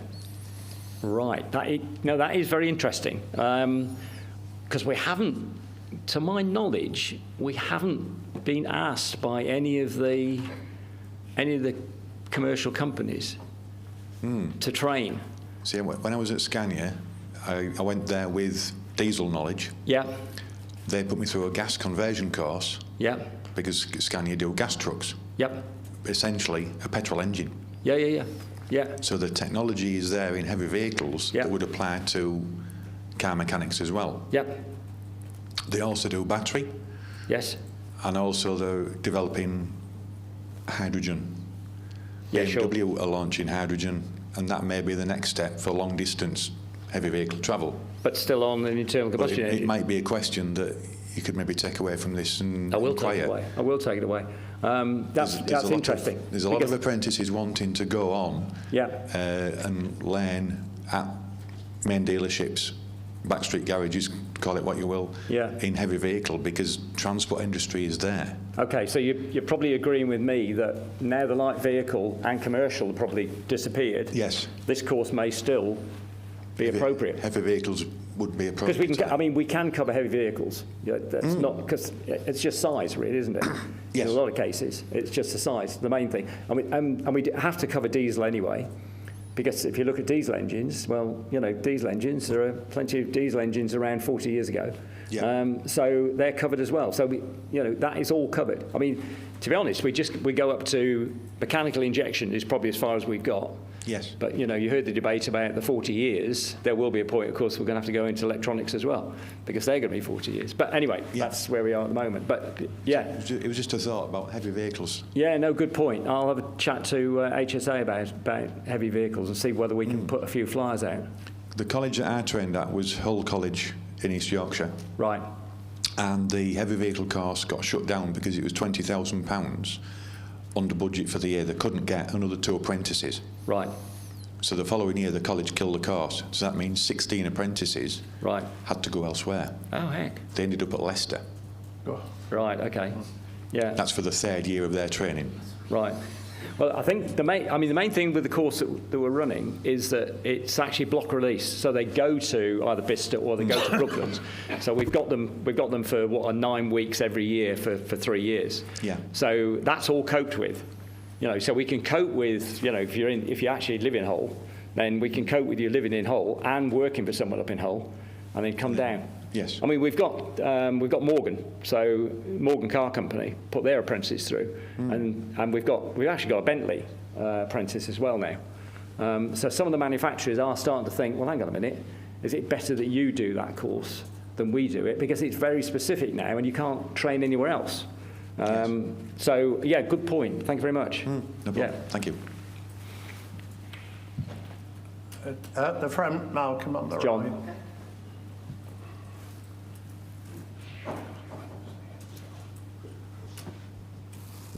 Thank you. It's a bit of a comment, really. When you said about the courses being stopped by the government, it just struck me as being something really odd, which is that although the engine or the motive power system may be different, electric or gas or petrol or diesel or whatever it is, the actual vehicle itself, all the running gear and the bodywork is still the same. So I find that really odd that the government should try and shut down something which is for the rest of the vehicle, not just the motive power. And one of the things that I'm probably going off piste a little bit here, but I know when you started the apprentice training courses, we were also looking at boats, steam engines, aircraft, all sorts of other things, because there was a crossover between each of them. Yep. Is that still going on? Right. I mean, the first part is the electrical course, from what I gather, has to cover more than just the electric. So, you know, if it's a Tesla or it's, you know, a Prius or whatever it might be, then the electrification course does cover the mechanical, but not in any great degree, because they're never going to be doing too much. And you've just got to bear in mind is it's a replacement philosophy, so it's not a repair. So, because we have to teach repair. You know, if you've got a classic vehicle, we have to teach repairing it, renovating it, restoring it. Whereas, you know, if you go and buy a new vehicle, they're not expecting that to be repaired. They're expecting it, when something goes wrong, for it to just be replaced. So it's a fitter plus the electrical work. So that's the bit for your first question. The second bit is, John's absolutely right. What we've covered in the course is the ability to do steam and to do aviation and marine. We've struggled to get interest in those groups, sufficient enough to get a course away. We need 12 apprentices to get a course away, and those sectors cannot seem to get themselves organised to give us 12. But I suppose I'm also saying, give me 12 one year, then the next year, and then the next year. So I guess I'm going to want 40 apprentices, you know, from nowhere. And generally what happens is the companies are too small to really want to get involved in it, and that is where the biggest issue is. And it is basically the problem with the sector, that there are lots and lots of small companies out there. They've all got the same issues. It's around cost. You know, I don't want to pay for an apprentice, you know, because I can't, you know. And last time I had an apprentice, he was useless. And you get all sorts of, comments coming back about, you know, last time I had an apprentice, it didn't work. Well, I can tell you, if you put an apprentice through this course, it definitely works. And nearly every employer that we've got either takes on a second and then a third and keeps it going, or at least says at the end of it, I've got what I need, I only need the one, but if I ever need another one, I'll be back. Carl, is it just worth mentioning Ofsted assessment? Oh, yes. Quickly. Yeah, I'll do that, yeah. So we had a bit of a worry, because the one thing that schools have to do, and training providers have to do the same, is they have an Ofsted report where they judge the performance of the training provider. And we've had one at Heritage Skills Academy earlier this year. And they spoke to everybody at HSA, they spoke to me, and they spoke to the apprentices, and they spoke to the employers. And at the end of the day, although the headline is good, there are 5 categories, and we got outstanding in 2 of the categories, which I'm told for a course that's only been running 4 years is basically outstanding. And I think it just actually tells you the quality of what we're actually delivering. And the one outstanding, which I think's the best one of the lot, is the apprenticeship experience. The apprentices reported back that it was just a fantastic course to be on. And that's what they were going back with. And I think the one thing to bear in mind with these apprentices, they're doing this course because that's what they want to do. They could choose to go and do lots of other things, but they've chosen that course because they're interested in working on, for the future, working on historic vehicles. And that's why we don't lose anybody, because they start with that intention, and they start with wanting to do it. We put them through quite a good interview and the rest of it. And assessment centre. And the assessment centre really sorts out those that are going to be capable of doing it, because you can be interested in doing it, but at the end of the day, we all know that if you're going to do this, you're going to need some hand skills. And there are some people who are really interested, but actually don't have the hand skills that are going to be necessary to be able to do the job at the end. So we do have a little bit of sorting out, but you know, once we've got an apprentice, we keep the apprentice for the duration. Okay. Oh. Hi,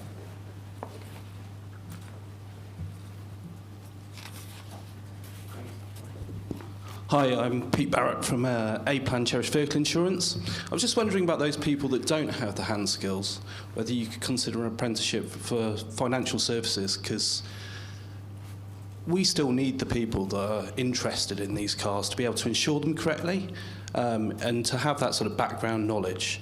So that would be an area of interest for us, where, you know, we've got sort of 60, 70 staff looking at classic cars each week in the offices. So we have a sort of turnover. So it'd be a interesting way to move forward. Right. Well, say we, because I'm, you know, I don't do the courses myself. It's a training provider.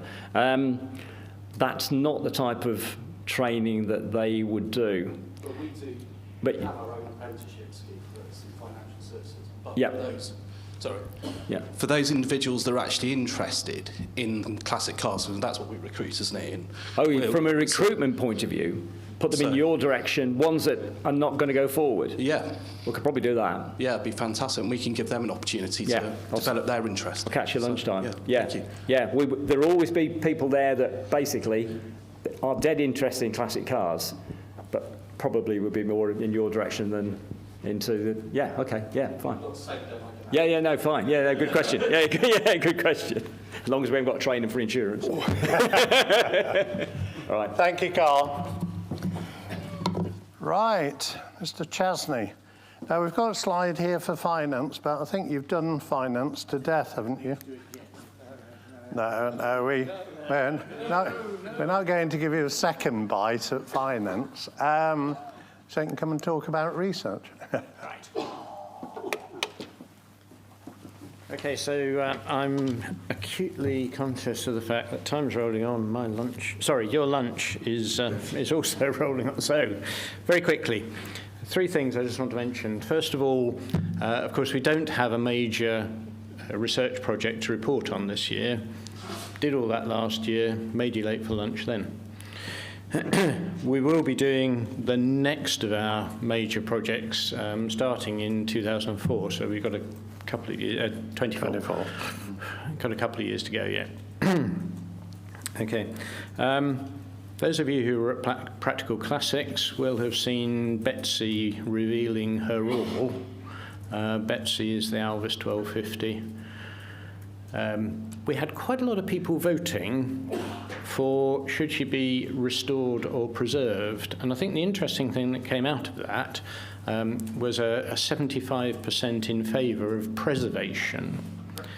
Now, whether that leads into the whole world of commercial, let's make our vehicles better, I don't know, but I think there is a very strong push in the preservation. Let's not make our cars, goodness, I said cars, vehicles, more bling, as we often see in concourse events and that sort of thing, than they were originally. Let's preserve what we've got. And as one person, or several people to be fair, made the point at Practical Classics, things are only original once. So preserving the originality is actually quite a nice idea. So, moving on, one of the clubs I belong to had or undertook a subscription with Tree for a project, for an event that took place in the summer. And I attended that event, and I said to the organiser, why hadn't we sort of made a big thing about how we'd done the carbon offset thing for the event? And he said, well, we had a bit of a kickback about that. Some of the people who were coming weren't very happy that the organisation of the event had actually made a contribution for that. So it seems a bit odd, that. So I undertook, I suppose you say, a preliminary bit of research. It was only a few questions, but it was sent out to all of the members of the club. And I think, interestingly, there remains a substantial number of people who, first of all, don't believe in climate change. Now, I guess you don't have to believe in it because it's here. please don't tell me it's not happening. We just had the hottest summer we've had for forever, as far as I can see. And when you get a drought in Yorkshire, then you know the climate's changing, I tell you. So we discovered we've got 5% of the membership who are saying, don't believe in it, doesn't happen. It's always been happening. The Romans grew grapes and made wine in Yorkshire. I mean, who'd do that? So the second question was, do you subscribe to a carbon capture programme or something similar, or indeed to the Federation Tree project? Interestingly, 25% came back saying that they actually subscribe. And that matches up pretty well with the 35% in our national survey that we declared a year ago. The difference being that was, do you subscribe or would you subscribe? So I think the fact we've got 25% there seems pretty good. The third question was, are you content to subscribe to a Tree project or something similar for the purpose of carbon balancing future events? And the response there was actually very strong. 75% said that was a good idea and they would subscribe. So the next question about, do you believe environmental emissions are for governments to resolve and not individuals to make their own arrangements? 34% said, oh, the government should do it, we don't need to. Strange, isn't it? So the message I want to get across here is, I think that pilot study raised almost as many questions as it answered. It did flag a few important things. But if you feel your clubs would like to do something similar and join in with us so that we can have a wider survey, then I'd be pleased to hear from you. Send us a note, get in touch with Emma, whatever. I'm suggesting it would only be 5 or 6, maybe 10 questions. We want to keep it short and sweet, and later in the year we might get something going and then report back early in the new year. I think there's one important overlay to this, because I can almost hear the thinking now, which is, why are you wasting your time here? Because if you add together all the mileage that we do, and we know it's not a lot, then there can hardly be any emissions impact at all. But I think the important thing is that we need to be seen to be doing something, and the point was raised, you know, there's too many small interest groups who will snipe at you, and unless we can be seen to be doing something, it doesn't matter in a way what the absolute level of those emissions are. What is important is that we're seen to be responsible individuals, members of responsible organisations who take these things seriously. And that's, I mean, you'll hear all about Tree later on, but that's why I think it's very important that we're seen to be doing that. Okay, any questions on research? Oh, I thought I had to wait a minute. Oh, that's a white light. Almost. I'm really sorry about this, but I'm going to speak on behalf of MAG Motorcycle Action Group, who've done actually a lot of research on this. Motorcycle Action Group have a lobbyist, and we are 8,000 strong membership. The carbon dioxide in the atmosphere amounts to 0.042%. 0.042%. And 3.5% of that is man-made. The 96.5% comes from the oceans, animals and vegetation. So let's get things in perspective. Nobody ever talks about that. And I asked... You're missing the point. Sorry, you're missing the point entirely. you're missing the point entirely. I am not going to argue with you that the carbon dioxide that we generate from older vehicles in particular and motorcycles specifically is going to make a huge difference over the course of the next week or two.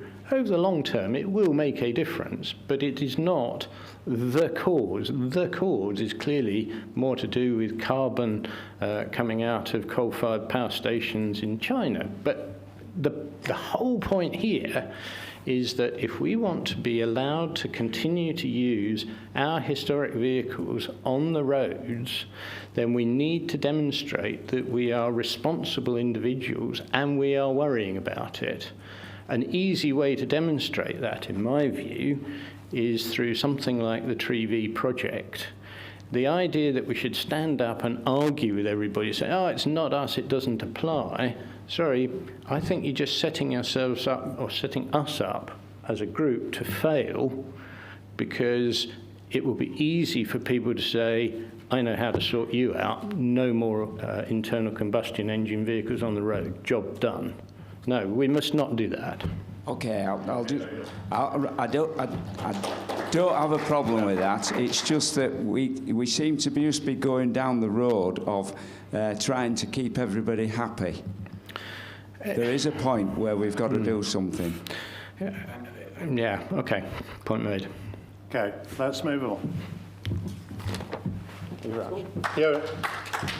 Well done, Paul. Your point's made, sir, but I think, you know, as Dennis Chick said, there's an awful lot of action groups that are out there at the moment, and they are being heard. Okay, Malcolm, please. Thank you.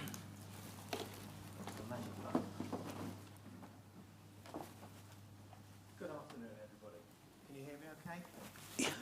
No? Oh, I'll have to get much closer. I normally have this trouble. Okay, events. Let's start off as positively as I can. Good news is that the number of events on our calendar has never been higher. I've got some stats here that I took yesterday with Tim. Thank you for that, Tim. 2019, we had 42 events on the calendar. For some reason, in 2020, we also had 42. 2021, it went all the way up to 44. Since we put the online system so you can load your own, we're up to 124 as at yesterday.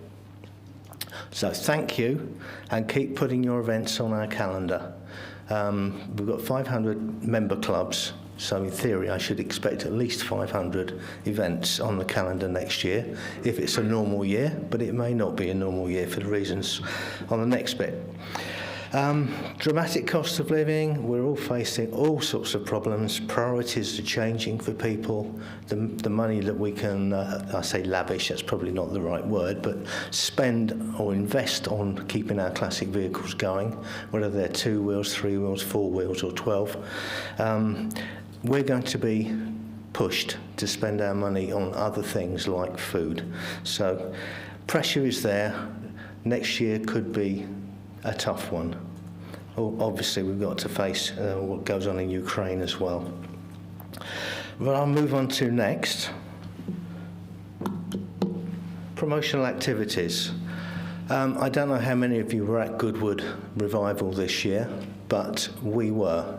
That's the Federation were there in cahoots there with Motul, one of our partners, and also BRM. And we had a private stand there, and through that I was able to interview, it's actually 18 drivers, mechanics and so forth. I've got it all on film. I've got 1.5 hours worth of video that I'm ploughing through to try and turn it into something that we can use. But what was very interesting was that all of the people I interviewed were worried about the future. So following on from what Paul's just said, sustainability is becoming, it's right between the eyes. We've got to face up to this. Road usage on let's say road usage is where we like to have most of our objections. Trackside use or on-track use is probably going to carry on quite happily for now because it's contained. But I am involved at a distance now, but testing e-fuels for road and for track use. This is across 3 countries, and we'll see where that leads. The problem is the opposition to e-fuels is quite strong, and they're already putting their complaints, should we say, into Parliament and into the EU to try and shoot us down every step forward we take. So again, it's a battle that we're going to be having for the next few years, and let's hope we win. One thing I was at Silverstone as well, and at Silverstone somebody was telling me they were testing e-fuels there, and it was £20 a litre at today's prices. So that's anecdotal, don't take that as gospel. Okay, next one, sustainability. This is following straight on from what Paul was mentioning just now. I work with about 5 different car clubs. I'm on the board or on the committees on most of them. Carbon balancing initiatives are happening. Obviously, Tree I've worked with very, very closely with Tom, and he and his team have been very, very good to work with. Very flexible, very professional, and we've actually come up with special offers, if you like, for some of the events my wife and I have run. And we took the option to include the carbon offset into the entry fee. I think it was about £3 a car, something like that. It was not a lot. That way, I, with a clear conscience, could say that we'd offset all of the carbon issued during that event, which was a touring car assembly running over 4 days.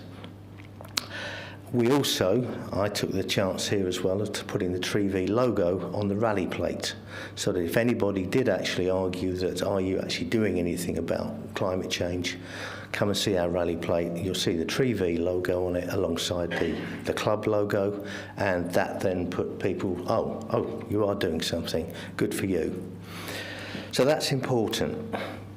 The thing is, and again, this comes back to what Paul was just saying, and I didn't know Paul was going to say this, but we're certainly on the same page. When the entry fee was included, nobody booked. When it was made on another event as an optional extra, take-up was about 2 or 3 cars out of maybe 50.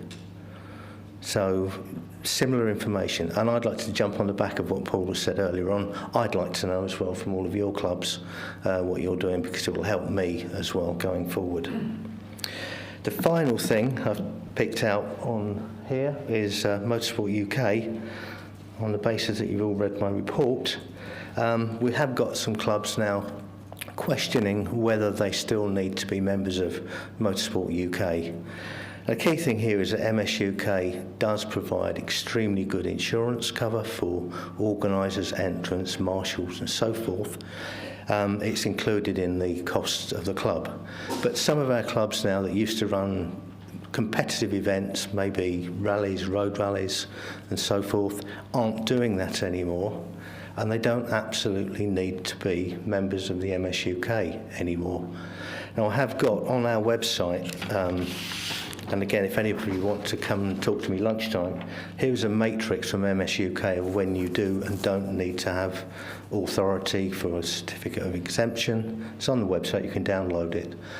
It is quite complicated, but you have to really understand the small print as to when the MS UK insurance does not apply for some of the events like touring assemblies and also for social runs. So it's an area to be aware of, and please talk to me separately if you'd like to know more about it. I've done this very, very quickly. So has anybody got any questions you'd like to ask?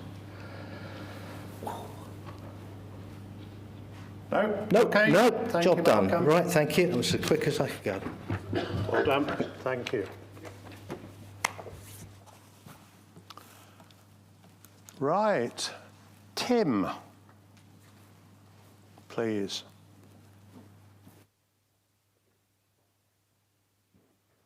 Yeah, right. IT without deviation, hesitation or repetition, which is tricky when what you do is actually facilitating everybody else. So the main thing is the website still continues to be a very important resource, 120,000 visitors and best part of 250,000 pages viewed each year.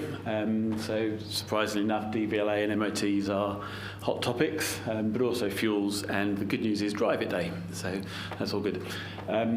As always, Emma's doing a great job of putting lots of articles up. It really pays to keep an eye on the website. There's almost one article up for every working day. It helps us build the authority of the website and make it more and more relevant.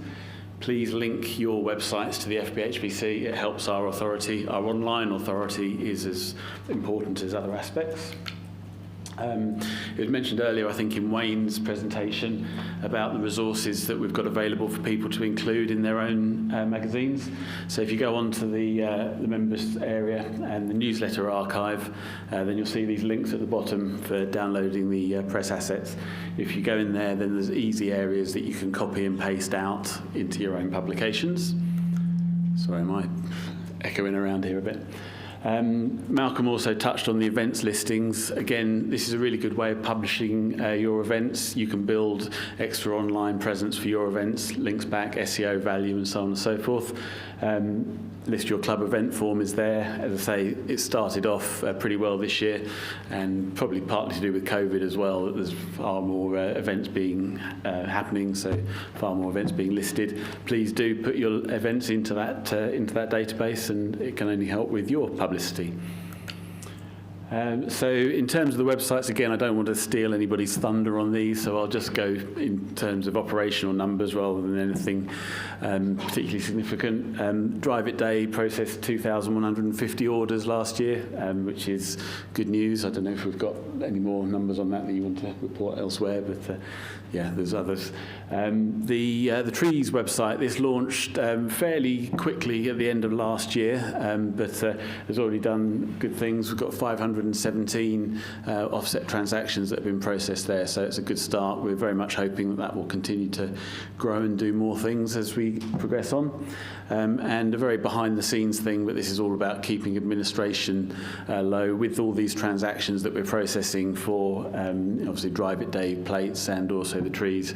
It starts to become quite an administrative task to keep the accounts right, so we've actually overhauled the reporting side of that so that effectively it's a lot easier to keep track of that with information going into QuickBooks.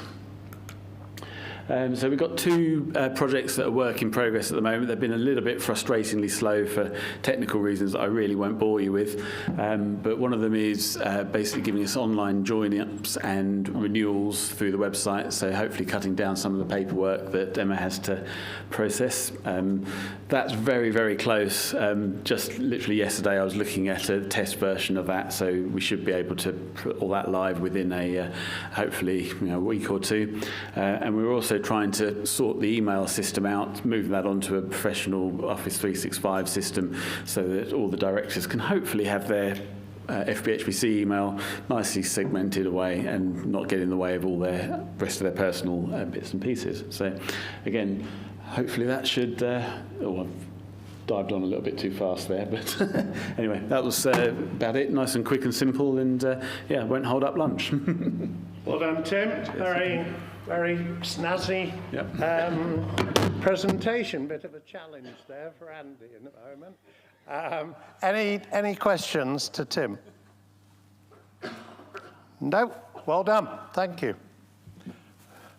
Sorry, I can't give you your slide because you're... Can we go back 2 slides? There you go. Thank you. Good afternoon. Good afternoon. If we look at one of the strands that I'm responsible for, museums first, you remember this time last year we launched the Museum COVID Recovery Plan to try and help museums get back into business and attract more people. Well, I'm pleased to say we've got 47 museums now truly embedded in that programme, and it's working really, really well. Through the website, you just saw the number of hits we get per day. We're actively promoting museum events, and it's genuinely very well received. You know, we've got a whole cross-section from very small museum on the Welsh borders right through to Withell, this place, Brooklands on there. So there's a lot of options there for people to look at. And each museum's also working to try and make their venues suitable for club nationals. So if you're starting to think where you want a national next year or the year after, do look at these museums to see if there's an opportunity there for you, because it will help them come out of this recession more effectively. And we also plan to work with them to try and offer more events that link more closely to clubs as well. So if we move on to the slide you saw a second ago, archives. Clubs really have started to focus here. I know I've been banging on about this for quite a few years now, but people have started to look at what they've got, where it's stored, who's responsible for it, and what they have to do to preserve it.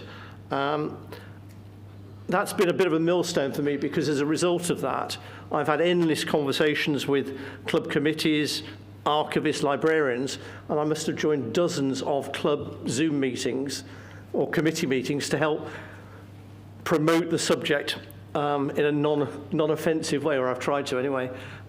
Because one of the key things that comes up in those discussions is, how do we move this forward without upsetting an established committee, upsetting the guy that's been doing the job for 20 years and really doing a key role?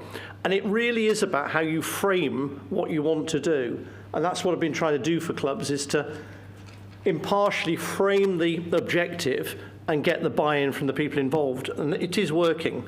But the other questions are, how do you preserve and store the items? And more importantly, how do you scan and share the items? And that is a difficult one to do. So we've worked with Genus IT, our scanning partner, and they've kindly put on 2 free workshops over the last few months, where we've tried to train club officials on what the subject of scanning is all about, and offer a whole myriad of options, be it self-scanning, hiring equipment, or getting it done professionally. And I'd like to think that they've taken the people that attended that from zero knowledge up to probably 75% or approaching that way, so that at least in committee they can talk from a level of knowledge rather than guesswork about what should and shouldn't be done. And we plan to run more of those seminars later this year, next year, as the demand arises. The final point that always comes out is copyright. Obviously, everybody's got material, and then you get into the subject of who owns it, can you share it, what can you do with it, what can't you do with it? And it is a mind-blowing subject. So we've employed consultants to help us write a guide. It will be out by the end of the year, and it will just try and steer you through this legal maze of information sharing. One last point I've been talking to some of you about is what to do with archive material, and we're looking at a communal archive storage option. It's very, very difficult to come up with a solution. It's a very complex situation and subject, and a lot of the people that I've been talking to have got very, very individual wants about what they will and won't accept with it. So somewhere in there, we've got to see if we can find a compromise option and then find a facility that it could be run in. But we'll keep working on that, and I'm hoping that by early next year, we'll have some news for you. But it goes without saying, if you want any advice, guidance, do get in touch with me. More than happy to assist you and try and steer you through the various subjects. Thank you. Any questions? I didn't escape, did I? In the middle of this block, please.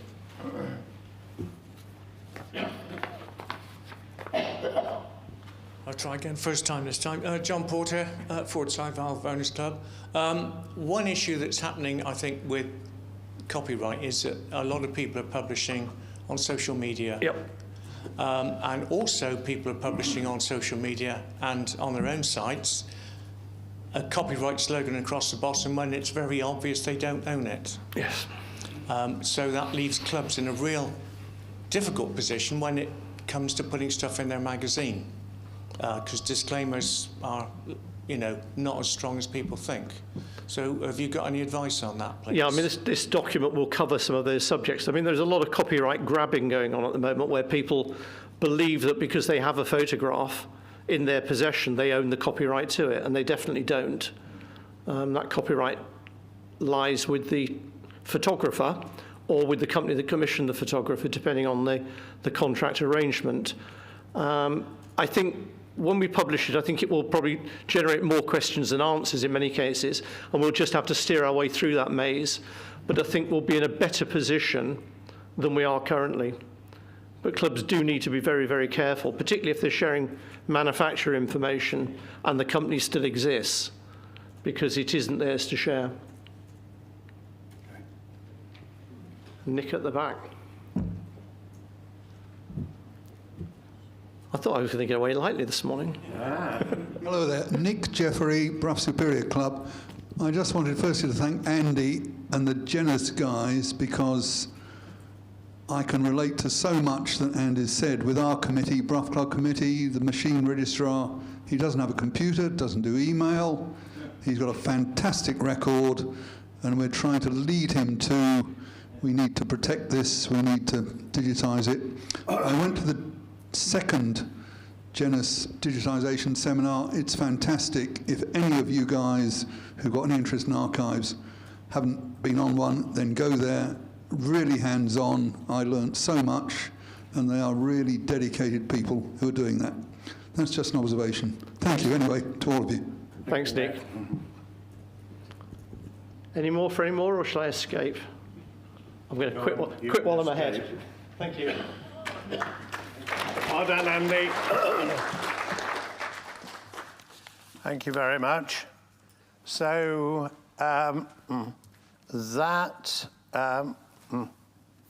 that completes the director's reports this morning.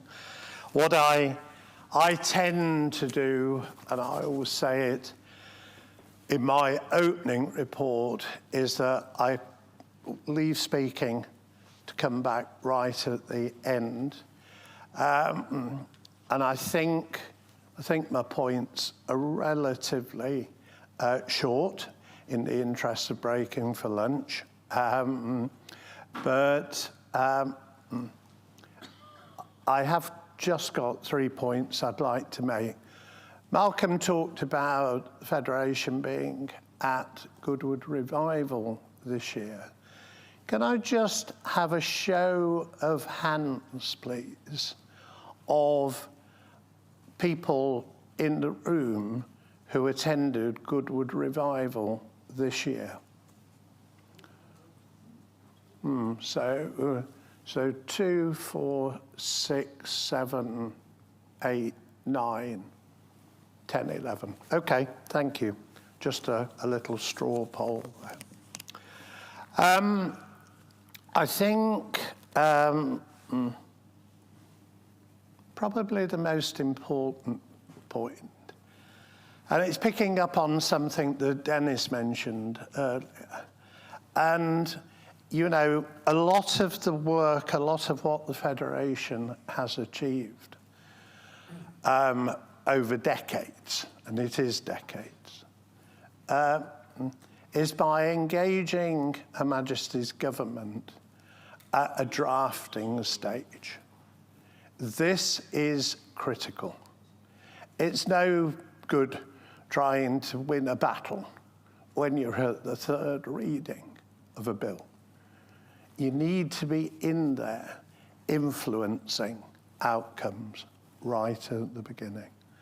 And this is what the Federation has always specialised in.